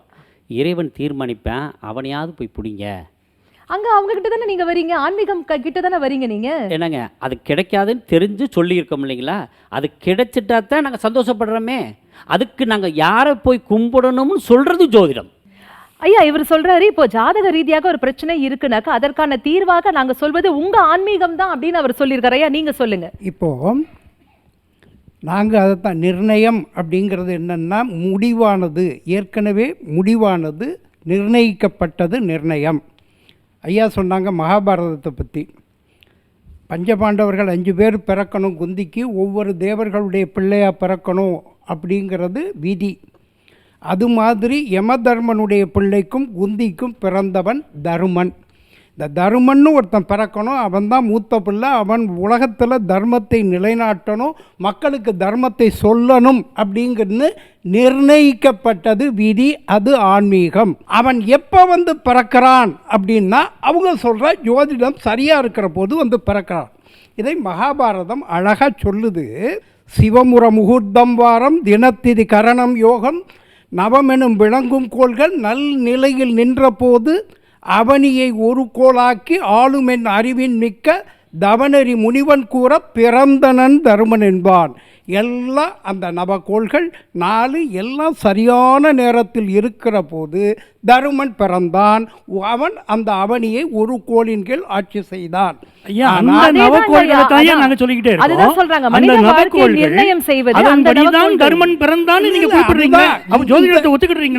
நான் வந்து ஜோதிடத்தை ஒத்துக்கிறேன்னு முதல்ல சொல்லிட்டேன். அந்த நேரத்தில் பிறக்க வேண்டும் என்று நிர்ணயித்தது ஏற்கனவே நிர்ணயிக்கப்பட்டது. அது அந்த நாள் இன்னைக்கு இந்த நேரம் சரியாக இருக்கு, அந்த நேரத்தில் பிறந்தா ஒருவன் மிகப்பெரிய ஆளா வருவான் அப்படிங்கிறது உங்களுடைய அதுல அவன் பிறக்கணும்.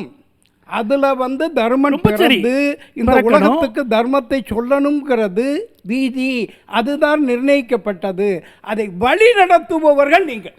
அந்த விதியை பின்புறமாக இருந்து இயக்கக்கூடியது இந்த கிரகங்கள் தான், தெரிஞ்சுக்கணும். ஆன்மீகம் என்று சொல்வது உங்களுக்கு வழியை காண்பிப்பது, ஆனால் மனிதன் எப்படி வாழ வேண்டும்ங்கிற வழிகூறி நடத்துவது ஜோதிடம். உங்களுக்கு என்ன தேவை? இப்போ வந்து பூமியில் ஒருத்தர் பிறந்தாச்சு, பிறந்த பிறகு பூமியில் ஒரு பிறக்கிறதுக்கு தெய்வம் காரணம். பூமியில் பிறந்துட்டான், ஆனால் மனிதனாக பிறந்துட்டானே, வாழ்க்கை நடத்தணுவேன். சாமி தினந்தோறும் வந்து வழிகாட்டுதா? அவனுக்கு ஒரு பிரச்சனைனா கூட நின்று வழிகாட்டுதா? இல்லை. அப்போ என்ன ஆகுது? ஜோதிடத்தின் மூலமாக இந்த வழி கூறப்படுகிறது. உனக்கு ஒரு கஷ்டம், அவனுடைய ஜாதகத்தில் 12 கட்டங்களாக பிரிக்கப்படுது. அவனுடைய தோற்றம் எப்படி இருக்கும், அவன் எப்படி பேசுவான், அவனுடைய சகோதரம் எப்படி இருக்கும், அவனுடைய தைரியம் எப்படி இருக்கும், அவன் வீடு கட்டுறது எப்படி இருக்கும், அவன் குழந்தை வாக்கியம் எப்படி இருக்கும், அவன் எதிரிகள் எப்படிப்பட்டவர்கள், அவன் மனைவி எப்படிப்பட்டவள், அப்படின்னு வாழ்க்கையுடைய அனைத்து கூறுகளையும் எடுத்து இவனை வழிநடத்தி கொண்டு போகிறது ஜோதிடம் தானையா. ஆன்மீகத்தில் மிகச்சிறந்தவர்கள், மிகப்பெரிய இறைவனுடைய அருளை பெற்றவர்கள் உங்களுடைய நவகிரகங்களை ஆட்டி படைத்திருக்கிறார்கள். ராவணன் உதாரணம், அதே போல் சூரபத்மன் உதாரணம், இரணியன் உதாரணம். அந்த 9 நவகோள்களையும் மிகப்பெரிய ஆன்மீக பக்தர்களாக இருந்து இறைவனுடைய அருளையும் இறைவனுடைய வரங்களையும் பெற்ற ராவணன் அந்த நவகிரகங்களை படிகளாக்கி அதில் ஏறி போய் நடந்தான். அவனுக்கு கட்டுப்பட்டு அந்த நவகிரகங்கள் இருந்தன. காரணம், அவன் அதைவிட பெரிய ஆன்மீகத்தை கையில் வைத்திருந்தார். ஆன்மீக பெரியவர்களால் இதை வெல்ல முடியும் என்றால் காஞ்சி பெரியவருக்கு ஏன் சோதனை வந்துச்சு? ரமண மகிழ்ச்சிக்கு ஏன் உடல்நலம் பாதிக்கப்பட்டது? பெரிய பெரிய மனிதர்கள் கர்மாவை அனுபவிச்சாங்களே, அதுக்கு என்ன காரணம்? அதுதான் இப்போ ராமனுக்கே வந்துச்சு. காட்டுக்கு போன்னு சொன்ன உடனே லட்சுமணன் கோவப்படுறான். கோவப்படாத, இது நதியின் பிழை என்று நரும் புனல் இன்மை விதியின் பிழை அப்படின்னு ராமன் சொல்கிறான். விதி என்பது தான் நாங்கள் சொல்கிற நிர்ணயிக்கப்படுவது. அந்த நிர்ணயிக்கப்பட்டாச்சு ஏற்கனவே. அதை நான் மனிதனாக இருந்தாலும் தெய்வமாக இருந்தாலும் மீற முடியாது. ஆகவே ஊழ்வினையை பற்றி பேசுறீங்க, ஐயாவும் சொன்னார். ஆனால் அந்த ஊழ்வினையை பற்றி பேசுகிறப்போ அந்த வள்ளுவன் என்ன சொல்கிறான்? தெய்வத்தான் ஆகாதனினும் தெய்வத்தான் ஆகாதனினும் முயற்சி தன் மெய் வருத்த கூலி தரும்னா அந்த முயற்சி பண்ண வைக்கக்கூடியதுதான் இந்த கிரகங்கள். எப்படி நீ இப்படி முயற்சி பண்ணு, நீ ஜெயிச்சிடலாம் அப்படின்னு சொல்றோம். விதி வகுக்கப்பட்டது. விதியை மதியால் வெல்லலாம் என்று எல்லாம் சொல்றாங்களே ஊர்ல. எதனால சொல்றாங்க? அந்த மதிதான் கிரகங்கள். அங்க சந்திரன் என்ற கிரகம் மதியால் வெல்ல முடியும். எங்க ஊர் பக்கத்தில் அவர்கிட்ட கேட்டு பாருங்க, அவருக்கு தெரியும். நீங்க சொல்றீங்க சாமி படைச்சாரு எல்லாம் வச்சுறீங்க. எங்க ஊர் பக்கத்தில் சொல்லுவாங்க, கோளாரா போயிட்டு கோளாரா வாங்கம்பாங்க. உண்டா இல்லையா? பஸ்ஸில் பையன் ஏறினா வீட்டில் உள்ள பெரியவங்க சொல்லுவாங்க, கோளாரா போயிட்டு கோளாரா வாம்பாங்க. கோள் என்ன? நவக்கிரகங்கள். நீ பார்த்து போயிட்டு பார்த்து வாங்குறதுக்கு கூட இந்த கிரகங்கள் காட்டுகிற பாதைப்படி நீ சென்று வா, ஒழுங்கா போயிட்டு வா அப்படிங்கிற பொருள்ல தான் அங்க சொல்றாங்க. இதத்தான் எவ்வளவு சிக்கலா இருந்தாலும் இறைவனை கும்பிடு, முருகனை பிடிச்சுக்க, அவன் கால் பட்டு அழிந்தது என் தலைமேல் அயன் கையெழுத்தே. அது உண்மை. ஆனால் அந்த முருகனை வழிபடு என்று சொல்வது ஜோதிடர்கள் தானே. நீ போய் முருகனை கும்பிடு, உனக்கு இந்த திசை சரியில்லை. நீங்க யோசிச்சு பாருங்க, ஒருத்தருக்கு செவ்வாய் திசை, செவ்வாய் புத்தி, போய் முருகனை கும்பிடுங்கிறோம். சரிங்களா? அவனுக்கு சூரிய திசை சரியில்லை, அப்போ அதுக்கு முருகனை சொல்றோமா? வேறு ஒவ்வொருக்கும் ஒவ்வொரு பரிகாரத்தை நாங்கள் பேசுறோம்ல.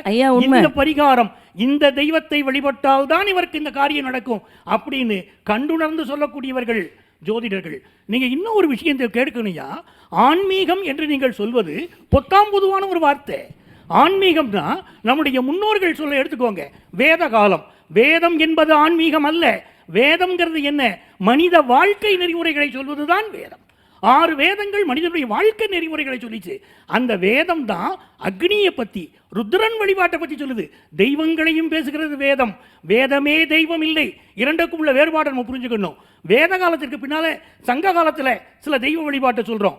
சங்க காலத்துக்கு பின்னால இப்பொழுதும் ஆதி சங்கரர் வந்து தானையா 6 மதங்கள் ஷண்மதங்களை சொன்னார். அதற்கு முன்பாக விநாயகர் வழிபாடு, சாக்த வழிபாடு, இதை பற்றிய வேதங்கள் என்ன சொல்லி இருக்கிறது? அக்னி வழிபாட்டையும் ருத்ரன் வழிபாட்டையும் தான் முன்னிறுத்திச்சு வேதங்கள். அப்போ ஆன்மீகம் என்று சொல்வது, நீங்க அடிப்படையில் வேத காலத்து ஆன்மீகத்தை பேசுறீங்களா, சங்க காலத்து ஆன்மீகத்தை பேசுறீங்களா, இல்ல பின்னால வந்து சண்மதத்து ஆன்மீகத்தை பேசுறீங்களா, இல்ல உங்க வசதிக்கு போன நூற்றாண்டிலே 10 ஆண்டுகளுக்கு முன்பு இருந்தவர் வரை அவர்கள் சொன்ன அத்தனையும் சேர்த்து ஆன்மீகம் சொல்ல போறீங்களா? அதாவது நம்ம பஞ்சநாதன் சார் சொன்னாரு, தெய்வத்தால ஒரு விஷயம் முடியாட்டி கூட நீ நம்பிக்கையோட முயற்சி செய்ப்பா, நிச்சயமாக அது கை கொடுக்கும் அப்படின்னு சொல்லியிருக்காங்க. அம்மா, உங்களுடைய கருத்து என்ன? ரொம்ப அருமையாக சொன்னார். ஆனால் அந்த முயற்சி என்பது தான் நீங்கள் உங்களுக்காக வளைச்சிட்டீங்க, அது வந்து ஜோசியம் பரிகாரம்னு கிடையாது. ஒரு மனிதனுடைய தன்னம்பிக்கை. அந்த தன்னம்பிக்கையை நீங்கள் ஆன்மீகத்துலேயும் சேர்க்க முடியாது, ஜோசியத்துலேயும் சேர்க்க முடியாது. இன்னொன்று ஐயா கேட்டார், நீங்கள் வந்து தொடக்கத்தில் நம்ம வந்து பஞ்சபூதங்களை வழிபட்டோம், அதுக்கப்புறம் வந்து ஷண்மதம் வந்தது. இப்படி நீங்கள் உங்கள் சௌரியத்துக்காக எந்த கடவுளை எடுக்கிறீங்கன்னு எனக்கு 2-3 கேள்விகள் இருக்குது உங்ககிட்ட. நீங்கள் ஜோசியம் பார்க்குறீங்க, ஜோசியத்து மேலே பெரிய மரியாதை உண்டு. ஆனால் ஜோசியம் பார்க்காமலேயே 63 நாயன்மார்கள், 12 ஆழ்வார்கள் எதை வைத்து கொண்டு ஆண்டவனை அடைந்தார்கள், எதை வைத்து கொண்டு வாழ்க்கையை கடத்தினார்கள்? இதுக்கு பதில் சொல்லணும். நீங்கள் சொல்கிறீங்க புத்திர காமேஷ்டி ஆகமெல்லாம் பிறப்பிலிருந்து இறப்பு வரை. பிறக்கிறது மரம் வச்சவன் தண்ணி விடுவான்னு தான் சொல்கிறோம் இனி வரைக்கும். மரம் வச்சவன் கோளோடு சேர்ந்து தண்ணி விடுவான்னு சொல்ல. 2வது விஷயம், நீங்கள் பிறப்பை சொல்ல முடியும், பிறப்புக்கு பரிகாரம் சொல்ல முடியும். அந்த பரிகாரத்தை கூட இந்த தெய்வத்தை வழிபடு, அந்த தெய்வத்தை வழிபடு அப்படின்னு ஆன்மீகத்துக்கு தான் பாதை போடுறீங்க. ஸோ தொடக்கமும் ஆன்மீகம்தான், முடிவும் ஆன்மீகம்தான். பிறப்பை சொல்ல முடிந்த உங்களால் யாராவது இறப்பை கணிச்சு சொல்ல முடியுமா? இல்லை, நீங்கள் சொல்லுவீங்க. ஆனால் எந்த ஜோசியரும் இன்னிய தேதி வரைக்கும், என்னுடைய குடும்பத்துலேயும் எனக்கு அனுபவம் இருக்குது, அகால மரணம் அடைஞ்சவங்களாம் இருக்காங்க. ஆனால் தெரிந்தும் கூட ஜோசியர்கள் அதை சொல்லுவதில்லை. அப்போ என்ன காரணம்னா, நான் சொல்ல வருவது கண்ணப்ப நாயனார், 63 நாயனார்களில் கண்ணப்ப நாயனார், காரைக்கால் அம்மையார் தலையால் நடந்து பெண்கள் இழக்க விரும்பாதது அழகும் இளமையும், இது 2த்தையும் துறந்து பேயுரு கொண்டு தலையால் நடந்து திருவாலங்காட்டில் ஈசனை அடைந்தார்கள்.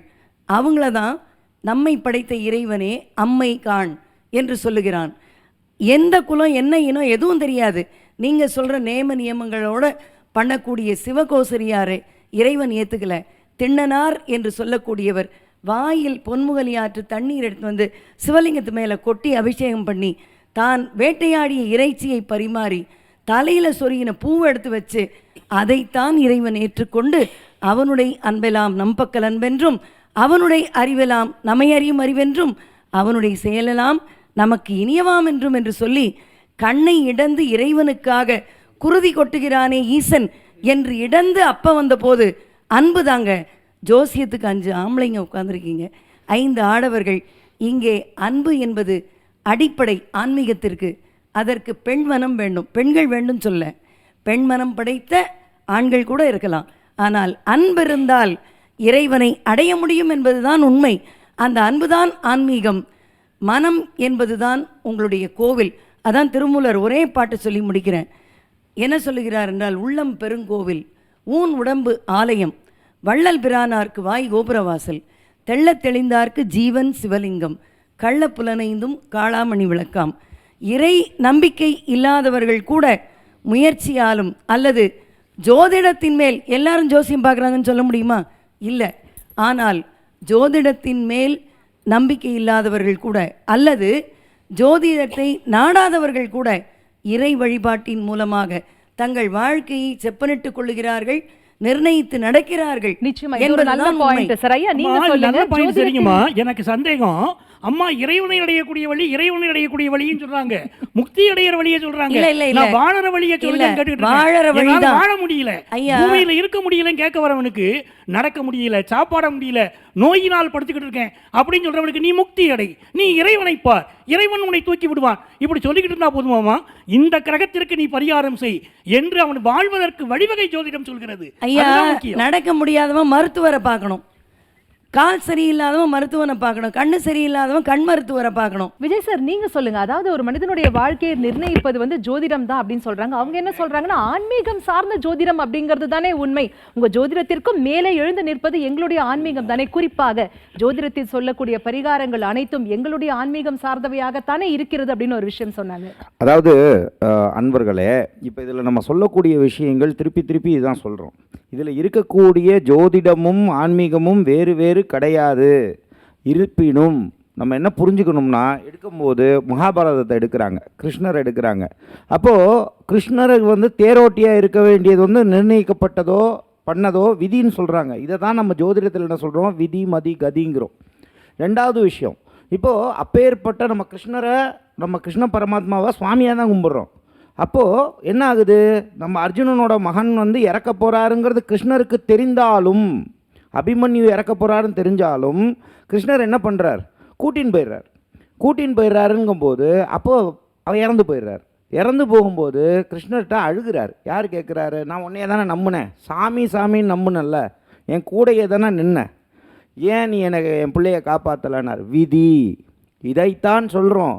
இதே மாதிரி நம்ம சொல்லிகிட்டே இருக்கோம், சுவாமி கும்பிட்றதுன்னு சொல்கிறோம். நல்லா புரிஞ்சுக்கோங்க, பக்தியில் சிறந்தவர்கள், நான் திருப்பியும் சொன்ன மாதிரி இந்த 5 பெருமக்கள் இருக்காங்கன்னா, பக்தியே இல்லாமல் இருக்கிறவங்களும் ஜெயிக்க தானே செய்கிறாங்க. அப்போது ஜோதிடம் என்றது பக்தி மட்டுமே கிடையாது. அப்போது அந்த சுவாமியை கும்பிடணும், சுவாமியை கும்பிடாமலும், இப்போ மேலை நாட்டில் எடுத்திங்கனாலும் அங்கே வந்து நம்ம கிருஷ்ணரை பற்றி பேச போகிறதில்ல, ராமரை பற்றி பேச போகிறதில்ல. பட் இருந்தாலும் அங்கேயும் இந்த ஜோதிடம் அப்படிங்கிறது விஷயங்கள் இருக்கத்தான் செய்யுது. அப்போ அப்படி பண்ணும்போது நம்ம சொல்கிறது என்னென்னா, ஜோதிடம் என்பது ஜோதியை காட்டி திடம் காட்டி வாழ வைக்கக்கூடியது. நீங்கள் சொல்கிறக்கூடிய ஞானம்லாம் வந்து வயிற்று பசிக்குது, சாப்பிடுது, எல்லாம் நீங்கள் அப்படி பேசினாலும் பசிக்கிறவங்களுக்கு போய் சாப்பாடு போடுறது தாங்க ஜோதிடம். நான் சொல்கிறதெல்லாம் வந்து 64 நாயன்மார்கள் இவங்கெல்லாம் எத்தனை பேருங்க, எத்தனை கோடி மக்கள் இறந்தாங்க. அதுல வந்து 64 நாயன்மார்களுக்கு உள்ளது இல்ல. விவாதம் போயிட்டு இருக்கு. இந்த அரங்கிற்கு அற்புதமான கருத்துக்களை எடுத்துரைத்து மேலும் இதனை சிறப்பிப்பதற்காக நம்முடைய அரங்கிற்கு அதி அற்புதமான சிறப்பு விருந்தினர் வருகை தந்திருக்காரு. தரணி போற்றும் பரணி பாடும் எழுத்தாளர் திரு இந்திரா சௌந்தரராஜன் அவர்களை வருக வருக என்று 2 கரம் கூப்பி அன்புடன் அழைக்கிறோம்.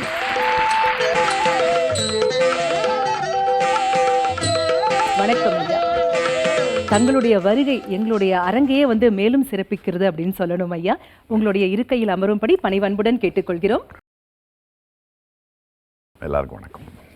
இவ்வளவு நேரம் நாங்க வந்து ஆல்மோஸ்ட் சண்டை போடாத குறையா பேசிட்டு இருந்தோம், ரொம்ப காரசாரமா. அதாவது ஒரு மனிதனுடைய வாழ்க்கையை நிர்ணயம் செய்வது எங்களுடைய ஜோதிடம் தான்ப்பா அப்படின்னு இவங்க எல்லாரும் சொல்றாங்க. கிடையவே கிடையாது, அதற்கும் மேல் இருக்கக்கூடிய எங்களுடைய ஆன்மீகமே என்று இவங்க எல்லாம் சொல்றாங்க. ஐயா, உங்களுடைய கருத்து? எல்லோருக்கும் வணக்கம்.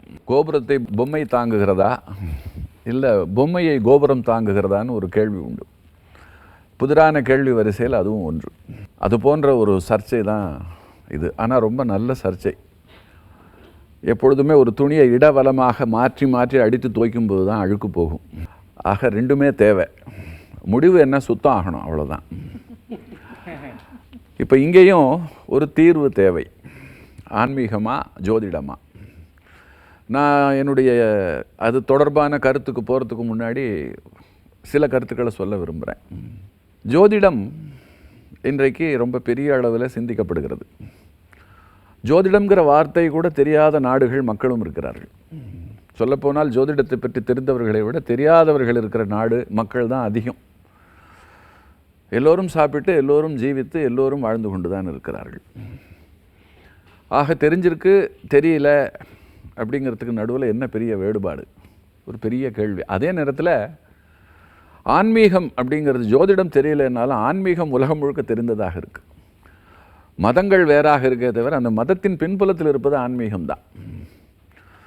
ஆக சூரியன் எப்படி பிரகாசமாக உலகத்திற்கு பொதுவாக தெரிந்தவனாக இருக்கிறானோ அதுபோல் ஆன்மீகம் எல்லோருக்கும் தெரிந்ததாக இருக்கிறது. ஆனால் இந்த பூமியை நிர்வாகம் செய்து கொண்டிருக்கிற கோள்கள் சார்ந்த ஜோதிடம் இருக்கே, அது சில மண்ணில் தான் பெரிதாக சிந்திக்கப்படுகிறது. பல இடங்களில் அதை பற்றின ஒரு பெரிய பார்வையோ பேச்சோ தாக்கமோ இல்லை. அந்த மாதிரி பெரிய அளவில் சிந்திக்கப்படுகிற ஒரு மண் நம்முடைய மண். சொல்லப்போனால் அது இங்கிருந்து தான் பிறந்தது, இங்கிருந்து தான் உலகத்துக்கே சென்றது. இன்னும் சொல்லப்போனால் ஆதி மூத்த குடிகள் நாம் அப்படின்னு தாராளமாக சொல்லலாம். மற்ற மதங்கள் அப்புறம் மற்ற கண்டங்கள் இவைகளெல்லாம் வந்ததுக்கு ஒரு 2000 ஆண்டு கால வரலாறு இருக்குது. ஆனால் எப்பொழுது தோன்றியது அப்படிங்கிறதே தெரியாத சனாதன தன்மை கொண்டது நம்முடைய மதம். அதுக்கு இத்தனை காலம் அப்படின்றதெல்லாம் கிடையாது. அதனால் ஒரு மிக மூத்ததாக பெரியதாக இருப்பது அப்படின்னு பார்க்கும் பொழுது ஆன்மீகம் அதுதான் ரொம்ப பெருசாக இருக்குது. அந்த ஆன்மீகத்திலிருந்து வந்தது தான் எல்லாம். அப்படி வந்த பட்டியலில் ஒன்று தான் ஜோதிடம். இது என்னுடைய ஒரு கருத்து. ஜோதிடம் அப்படிங்கிறத இன்றைக்கு ஜோதிடத்தை பற்றி பேசும் பொழுது அதை மறுப்பது, அதை கேலி செய்வது, அதை நம்புவது அப்படிங்கிறதெல்லாம் ரொம்ப பிற்போக்கான செயல், முட்டாள்தனமான செயல். பாரதியே சொல்லியிருக்கான், ஜோதிடம் தன்னை இகழ் அப்படின்னு உதாரணம் காட்டுறது அப்படின்னு சிலர்கிட்ட இருக்குது. அதனால் மனசுக்குள்ளே ஜோதிடத்தின் மேலே ஒரு ஈடுபாடு, ரகசிய தொடர்பெல்லாம் இருந்தாலும் வெளிப்படையாக ஜோதிடத்தை இன்றைக்கு பல சிந்தனையாளர்கள், எழுத்தாளர்கள், பேச்சாளர்கள் ஆதரிப்பதில்லை. அவ்வளோதான். ஆனால் என்னை பற்றி இப்போ என்னை பொறுத்தமட்டில் நான் கிட்டத்தட்ட ஒரு 30 ஆண்டுகளுக்கும் மேலாக நான் ஜோதிட ஆராய்ச்சி செய்கிறேன்னே நான் சொல்லலாம். நான் 2 விதமாக பயணம் பண்ணியிருக்கேன். ஜோதிடத்தை நம்பியும் பயணம் செய்திருக்கேன், அதற்கு எதிர் திசையிலையும் பயணம் செய்திருக்கேன். என்னுடைய நாவல்கள், கதைகள் எல்லாம் கூட நீங்கள் பார்த்தால் தெரியும். ஆதரித்து பேசுவதற்கு இணையாக எதிர்த்து பேசுபவர் இருப்பார், கேள்வி கேட்பவர் இருப்பார். அப்போ தான் அது உண்மை என்னங்கிறத தெரிஞ்சுக்க முடியும். அதனால் நிறைய ஜோதிடர்களை பார்த்துருக்கேன். ஒவ்வொருத்தருக்கும் ஒவ்வொரு கோணம், ஒவ்வொருத்தரும் ஒவ்வொரு ஸ்கூல் ஆஃப் தாட். அவர்கள் சொல்லுவது அவர்களுடைய கோணத்தில் மிகச்சரி. அதிலிருந்து நான் புரிந்து கொண்டிருப்பது என்ன அப்படின்னு சொன்னால், ஜோதிடம் கோள்கள் தான் இந்த பூமியில் உயிர்கள் மேலே தாக்கத்தை ஏற்படுத்தி அது என்ன கடமையை செய்ய வேண்டுமோ அதை செய்து கொண்டிருக்கிறது. அதில் எனக்கு மாற்றுக்கிறதுக்கே இடமே கிடையாது. இங்கே பேசின உங்களுடைய எல்லா கருத்துக்களையும் கூட நான் கேட்டேன். அதில் ஒரு கருத்து எனக்கு ரொம்ப உகப்பான கருத்தாக இருந்தது. சம்பத் அவர்கள் ராவணன் கோள்களை படியாக்கி அதன் மேலேயே ஏறி நின்று அதை அடக்கி காட்டினவன். ஆக மனிதனுடைய முனைப்பு அவனுக்குள்ளே அவன் ஒரு சிவபக்தன், பெரிய சிவபக்தன். அதனால் தன்னுடைய பக்தியாலே, சிவசக்தியாலே அவன் கோள்களை வெற்றி கொண்டு விட்டான் அப்படின்னும் பொழுது ஆன்மீகம் தானே பெருசு அப்படிங்கிறதுக்கு அவர் வைத்த உதாரணம் ரொம்ப சிந்திக்க வேண்டிய, அசைக்க முடியாத ஒரு உதாரணம் தான். அதே சந்தர்ப்பத்தில் இந்த பகுதியில் இருந்து அப்படிப்பட்ட ஆன்மீகத்தையே, அதாவது கடவுளாக நாம் யாரையெல்லாம் கருதுகிறோமோ, மகாபெரியவர், ரமணர், ராமகிருஷ்ண பரமஹம்சர், இப்படி கடவுளாக பார்க்கப்பட்டவர்களே கர்மத்துக்கு கட்டுப்பட்டவர்களாக நோயுற்று அவர்கள் வதைப்பட்டது அப்படிங்கிறதெல்லாம் யாரால், எதனால் அப்படின்ற கேட்ட கேள்வியும் ஒரு மிக பலமான ஒரு கேள்வி தான். இந்த ரெண்டுக்கும் நடுவில் தான் அந்த உண்மை ஒளிஞ்சிருக்கு. இதுக்கு வந்து ரெண்டு பக்கத்துக்கும் பலம் சேர்க்குற மாதிரி பல கதைகள் இருக்குது. ரொம்ப சுருக்கமாக அதை சொல்லணும் அப்படின்னாக்கா, இப்போ ஜோதிடத்தில் சிகரம் அப்படிங்கிறவர் பாஸ்கர பட்டர். அவர் வந்து கணிச்சது தான். ஏன்னா அவ்வளோ தூரத்துக்கு துல்லியமான அப்படி ஒரு கணித ஞானம் அவர்கிட்ட இருந்தது. அவர் தன் மகளுக்கு திருமணம் செய்யும்பொழுது ஜாதகத்தை பார்க்குறார், கடுமையான தோஷம். அவளை மணந்து கொள்ளுகிற கணவன் வந்து உடனே இறந்து போயிடுவான், அவள் வந்து விதவையாகத்தான் இருக்கணும் அப்படிங்கிறத அந்த ஜாதகம் சுட்டி காட்டுகிறது. அதே நேரத்தில் அவருடைய அறிவு வந்து ஒரு விஷயத்தை சொல்லுகிறது. ஒரு மிகச்சிறந்த முகூர்த்தத்தில் வந்து திருமணம் நடக்கும் பொழுது அந்த முகூர்த்த பலம் தீர்க்க சுமங்கலி தன்மையை தரும் அப்படின்னு இருக்குது. இவருக்கு இப்போ இந்த ரெண்டு உண்மையும் தெரியும், இதுவும் தெரியும். ஏன்னா இவர் கணிதம் போடுவதில் வல்லவர். அதனால் அவர் என்ன பண்ணுறார், இந்த விதியை மதியால் வெல்லலாம் அப்படின்னு ஒரு கருத்து இங்கே பேசப்பட்டது இல்லையா, அந்த மதி இப்போ இங்கே வேலை செய்கிறது. அவர் என்ன பண்ணுறாருன்னா, அந்த முகூர்த்த காலத்தை நிர்ணயம் செய்கிறார். தன் மகளுக்கு செய்து தன் மகளை வந்து அந்த பிழையிலிருந்து மீட்டு விட முடியுமா, ஒரு முயற்சி செய்து பார்த்தால் என்ன, ஒரு ஜோதிடன் என்னால் கூட முடியலைன்னு சொன்னால் அப்புறம் யாரால் முடியும் அப்படின்னு சொல்லிட்டு அந்த காலகட்டத்தில் அவர் வந்து முடிவு செய்து அந்த முகூர்த்தத்தில் திருமணத்தை நடத்துகிறார். ஆனாலும் அந்த பெண் விதவையாகிறாள். அவருக்கு ரொம்ப அதிர்ச்சியாக இருக்குது. என்னடா இது எப்படி நிகழ்ந்தது அப்படின்னு சொல்லிட்டு பயங்கரமாக கணக்கு போட்டு பார்க்குறார். இன்றைக்கு போல் அன்றைக்கு கடிகாரங்கள் கிடையாது. அன்றைக்கு வந்து மணற்கடிகை, தண்ணீர் கடிகை இதெல்லாம் தான் பயன்படுத்தப்பட்டது. அப்போது அவர் வந்து தண்ணீர் கடிகையை பயன்படுத்தித்தான், கடிகைனா கடிகாரத்துக்கான அந்த காலத்து வார்த்தை. தண்ணீர் ஒவ்வொரு சொட்டாக விழுவது ஒரு வினாடியாக கணக்கெடுத்து கொள்ளப்பட்டது. கீழே அளவீடுகள் இருக்கும், மேலே அளவீடு இருக்கும். ஆக அந்த கடிகையை பார்த்து இப்போ இந்த நேரம் அப்படின்னு தெரிந்து கொண்டு செயல்படுவது அப்படிங்கிறது வழக்கம். நிழற்கடிகைன்னு உண்டு, ஆனால் அது பகல் பொழுதில் மட்டும்தான் பயன்படும், இரவுக்கு பயன்படாது. அப்போ இரவுக்கு மணற்கடிகை, நீர்க்கடிகை இதெல்லாம் தான் இன்றைக்கு பயன்பாட்டில் இருந்தது. அந்த கடிகையை பார்க்கும் பொழுது அந்த கடிகையில் நீர் துவாரம் வருகிற வழியில் ஒரு சிறு அடைப்பு தெரிகிறது. அதனால் நீர் சொட்டு வந்து ஒரு வினாடிக்கு ஒரு சொட்டு அப்படிங்கிறது வந்து 2 வினாடிக்கு ஒரு சொட்டு அப்படின்னு மாறி இருக்கு. அதை அடைத்து கொண்டிருக்கிறது. அது என்னன்னு எடுத்து பார்த்தா ஒரு மூக்குத்தி கல். அப்புறம்தான் தெரிகிறது, தன் மகளுடைய மூக்குத்தியிலிருந்து ஒரு கல் உழுந்து விருண்டது அவருக்கு தெரிய வர்றது. அந்த பெண் எப்பொழுதோ அந்த கடிகையை இப்படி பக்கத்தில் வச்சு பார்த்துருக்கும்போது அவளை அறியாமல் விழுந்து அதை அடைத்து கொண்டிருக்கிறது. அதனால் அந்த அடைப்பு என்ன பண்ணது அப்படின்னு சொன்னால் நீர்ப்போக்கை மாற்றியது. நீர் துளியினுடைய சிந்துகின்ற நொடிப்போக்கை மாற்றி அவர் நினைத்து கொண்டிருக்கிறார் இது சரியான முகூர்த்தம் அப்படின்னு சொல்லிட்டு. ஆனால் அந்த சரியான முகூர்த்தத்தில் அது நடக்கலை, முகூர்த்தம் தப்பித்தான் நடந்தது. அது அவருக்கு அப்புறம் தான் அந்த உண்மை தெரிஞ்சது. அப்பொழுது தான் அவர் தெரிந்து கொண்டார், விதிக்கப்பட்டதை மாற்ற வல்லார் இந்த உலகத்தில் எவருமே இல்லை அப்படிங்கிறது அவர் தெரிந்து கொண்டார். இது வந்து பாஸ்கர ராயர் வாழ்க்கையில் நிகழ்ந்த சம்பவம். ஜோதிட தொடர்பாக சிந்தனைகள் வரும்பொழுது இந்த கதையை சொல்லுவார்கள்.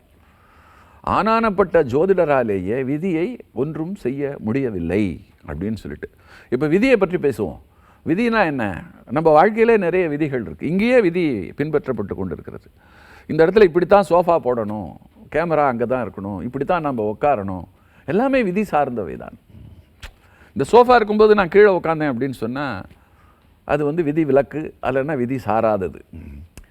எல்லா விஷயத்துக்கும் ஒரு கூரை என்ன அது இப்படி தான் இருக்கணும், ஒரு சட்டை என்ன அது இப்படி தான் இருக்கணும், அது இப்படித்தான் இருக்க வேண்டும் அப்படின்னு எந்த விஷயத்தெல்லாம் முடிவு செய்கிறோம் அதெல்லாம் விதி. அந்த விதியை எதற்கு நாம் செய்கிறோம்? அதை செய்வது மதி. அதை ஏன் செய்கிறோம் அப்படின்னா ஒரு சௌகரியத்திற்காக.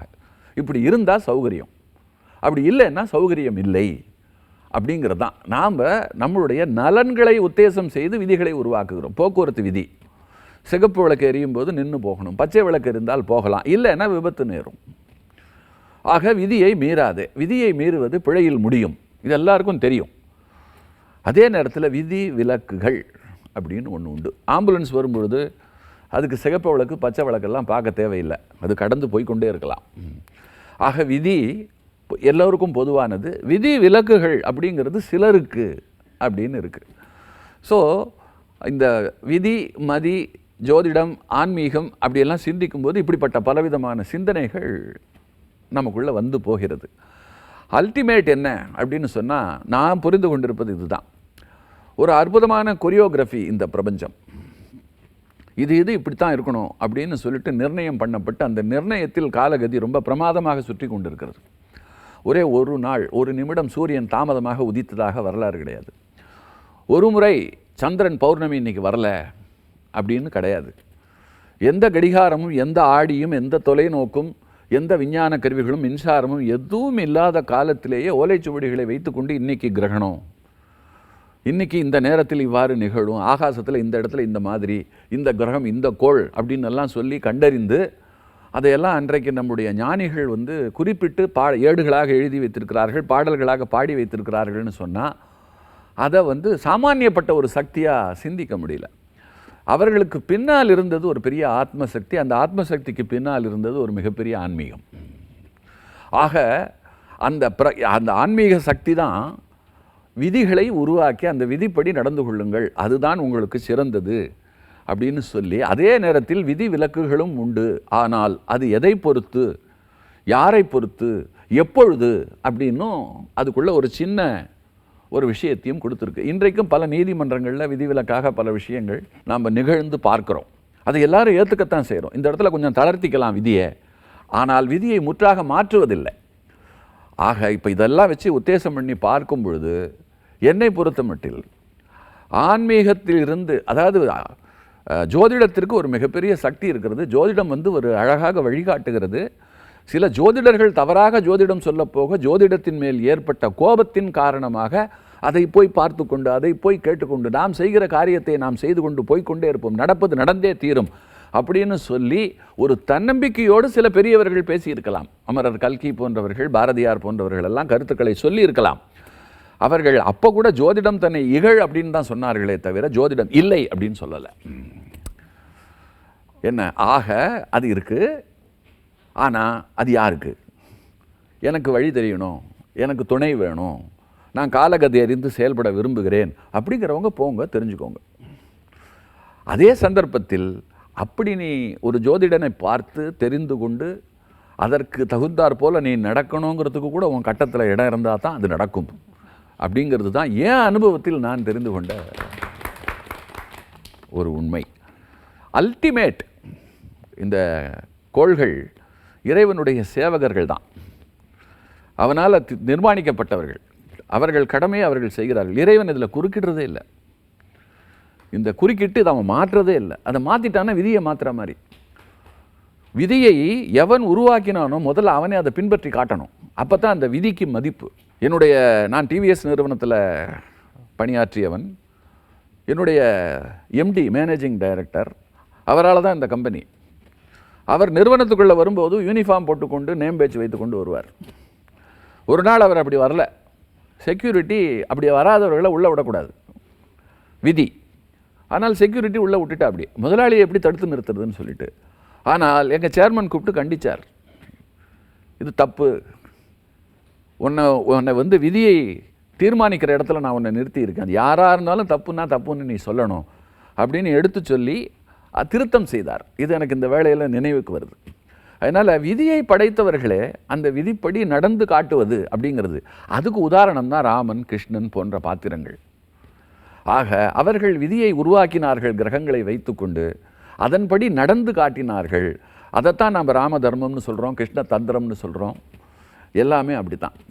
அதனால் எப்படி பார்த்தாலும் என்னை பொறுத்த மட்டில் விதிப்படி நாம் நடப்பது அப்படிங்கிறது நம்ம கையில் இல்லாத, அதன் கையில் இருக்கக்கூடிய ஒன்று. நாம் அதுக்குள்ளே இருக்கோம், அதனுடைய பிடியிலிருந்து விலகி நம்மளே நிர்வாகம் பண்ணிக்கணும் அப்படின்னு சொன்னால் அதற்கு மிகப்பெரிய ஆத்மசக்தி தேவை. அதனால தான் துறவி அப்படிங்கிற ஒரு தன்மை உண்டானது. எல்லாத்தையும் துறந்தால்தான் நான் அவங்ககிட்டேருந்து விடுபட முடியும். எப்போ நான் ஆசைப்படுறேனோ அப்போ அந்த ஆசை வழியாகத்தான் எனக்குள்ளே எல்லாமே வருகிறது. ஆகையினால் காவியை உடுத்தி கொண்டேன், கமண்டலத்தை பிடித்தேன், கையில் கம்பை பிடித்தேன், எல்லாத்தையும் துறந்தேன். கோள்கள் என்கிட்ட வர்றதுக்கு வழியே இல்லை. சாப்பிட்ற உணவு வழியாக உள்ளே வருகிறது, ஏற்படுகிற ஆசை வழியாக உணவு, இப்படி அது பல பாதைகளில் எனக்குள்ளே நுழைந்து என்னை அதை ஆக்கிரமித்து என்னை செயல்படுத்த பார்க்குறது. அதோட வேலை. அதை நான் தடுத்து நிறுத்தி கொள்ளணும், அதனுடைய பிடிக்குள்ளே நான் போகக்கூடாது, என் பிடிக்குள்ளே இருக்கணும்னு சொன்னால் எனக்கு ஆத்ம பலம் இருக்கணும். அந்த ஆத்ம பலத்தை தருகிற கோள் எனக்கு ரொம்ப வலிமையானதாக இருக்கணும். அதற்கு எனக்கு முற்பிறப்பு இருக்கு இல்லையா, அதில் ஒரு தொடர்பு இருக்கணும். என் முன்னோர்கள் அதற்கு எனக்கு ஒத்துழைப்பு தந்திருக்கணும்னு அதுக்கு பின்னாடி சரமாக ஒரு பெரிய வரிசை போகிறது. ஆக எப்படி பார்த்தாலும் விதிப்படி தான் அப்படிங்கிறது. அதுக்கு நடுவில் நாம் கொஞ்சம் மதிப்படி, இது விதிப்படி நடப்பது. நாம் அந்த விதியை புரிந்து கொண்டு நடப்பது தான் நம் மதிக்கு நல்லது. நெருப்பு சுடும்னு தெரியும், யாராவது போய் கையை வைக்கிறோமா? ஏன் அது சுடும், அதை நம்மளால் மாற்ற முடியாது. ஆனால் அந்த நெருப்பை எப்படி பயன்படுத்துகிறோம்? அப்போ அதுக்கு தகுந்தாற் போல் ஆயத்தங்களை கொண்டு நாம் என்ன பண்ணுறோம்? க்ளவுஸ் போட்டுட்டு தொடுறோம், இல்லைன்னா இடுக்கி பிடித்து கொண்டு நாம் பாத்திரங்களை பயன்படுத்துகிறோம். நம்ம அதோட செயல்படுறதில்ல. எப்படி நெருப்பிடமும் நீரிடமும் காற்றிடமும் பஞ்சபூதங்களிடமும் அதனுடைய தன்மையை தெரிந்து கொண்டு நாம் அதற்கு ஏற்ப நம்ம செய்து கொள்வது தான் மதி. அதே போல் விதி இப்படிப்பட்டது அப்படிங்கிறத ஜோதிடம் சொல்லுகிறது. அதை தெரிந்து கொண்டு அதற்கேற்ப நடந்து அதே சந்தர்ப்பத்தில் இப்படியெல்லாம் இந்த உலகத்தில் இருக்கிறவர்களும் இதுக்கு உட்பட்டு தான் இருந்தாகணும். ஆகையினால இப்படி உட்பட்டு இருக்கின்ற இந்த வாழ்க்கையை விட மேலானது இறைவன் திருவடிகளை அடைந்து விட்டால் எல்லாத்திலிருந்து நமக்கு விடுதலை. அப்போ நாம் அங்கே போய் சேரணும் அப்படின்னு சொன்னால் இதை ஒழுங்காக புரிந்து கொண்டு இது இப்படித்தான் இருக்கும் அப்படிங்கிறதை தெரிந்து கொண்டு, அதனால தான் அப்படி தெரிந்து கொண்டு அந்த ஞானிகள் என்ன பண்ணாங்க அப்படின்னு சொன்னால் வலிதான் வலிமை அப்படின்னு ஏற்றுக்கொண்டார்கள். அருமை ஐயா, அருமை. அதாவது விதியை மதியால் வெல்ல முடியும், ஆனால் அந்த மதியும் விதியின் பயனாகத்தான் இருக்கும். இது சரியா நடக்கணும்னாக்க இறை கதியையும் நீ நாட வேண்டும் அப்படின்னு நாங்கள் எல்லாரும் குழம்பி நின்று, அதாவது மனித வாழ்க்கையை நிர்ணயிப்பது ஜோதிடமா ஆன்மீகமான எக்கச்சக்கமான விவாதங்கள் போய்கொண்டிருந்தது. அதற்கு தெளிவான நிறைவான ஒரு நிறைவுரை கொடுத்தீங்க ஐயா. கோடானு கோடி நன்றிகள் உங்களுக்கு. வணக்கம். என்னங்க, மனித வாழ்க்கையை நிர்ணயிப்பது ஆன்மீகமா ஜோதிடமா? எவ்வளவு பெரிய ஒரு கேள்வியில அதற்கு எவ்வளவு தெளிவான விளக்கங்களை நம்முடைய ஜோதிட வல்லுநர்களும் சரி, நம்முடைய ஆன்மீக சொற்பொழிவாளர் வல்லுநர்களும் சரி, நம்முடைய சிறப்பு விருந்தினரும் சரி, எவ்வளவு அழகா அதற்கான விளக்கங்கள் கொடுத்தார் இல்லையா? பொதுவாகவே சொல்வாங்க, வாழ்க்கையின் தோட்டத்தில் பூக்களும் இருக்கும், பூக்களின் பாதையில் முட்களும் கிடைக்கும். முட்கள் இருக்கிறதே அப்படின்னு நினைச்சு பூவை பறிக்காம வந்துட்டாக்க அவனாலையும் வெற்றி அடைய முடியாதுங்க. முள்ள என்ன செய்ய போகுது அப்படின்னு வேகமா நடந்து போறவனுக்கும் வெற்றி என்பது கிடைக்காது. அழகாக நடந்து சென்று ஒரு கையில் முள்ளை எடுத்து மறு கையில் பூவை எடுத்து தன் சட்டையில் அணிந்து கொண்டு வீரநடை போடுகிறானே அவனுக்கு மட்டுமே வெற்றி கிடைக்கும் அப்படின்னு சொல்லுவாங்க. ஸோ அற்புதமான ஒரு தலைப்பை நம்ம இன்னைக்கு பேசி நிறைய விஷயங்கள் தெரிஞ்சுக்கிட்டோம். இதே மாதிரி அடுத்த வேறு ஒரு அற்புதமான நிகழ்வுல நாம எல்லாரும் சந்திக்கலாம். அதுவரை அன்பு நெஞ்சங்கள் அனைவருக்கும் இனிய விநாயகர் சதுர்த்தி திருநாள் நல்வாழ்த்துக்கள்.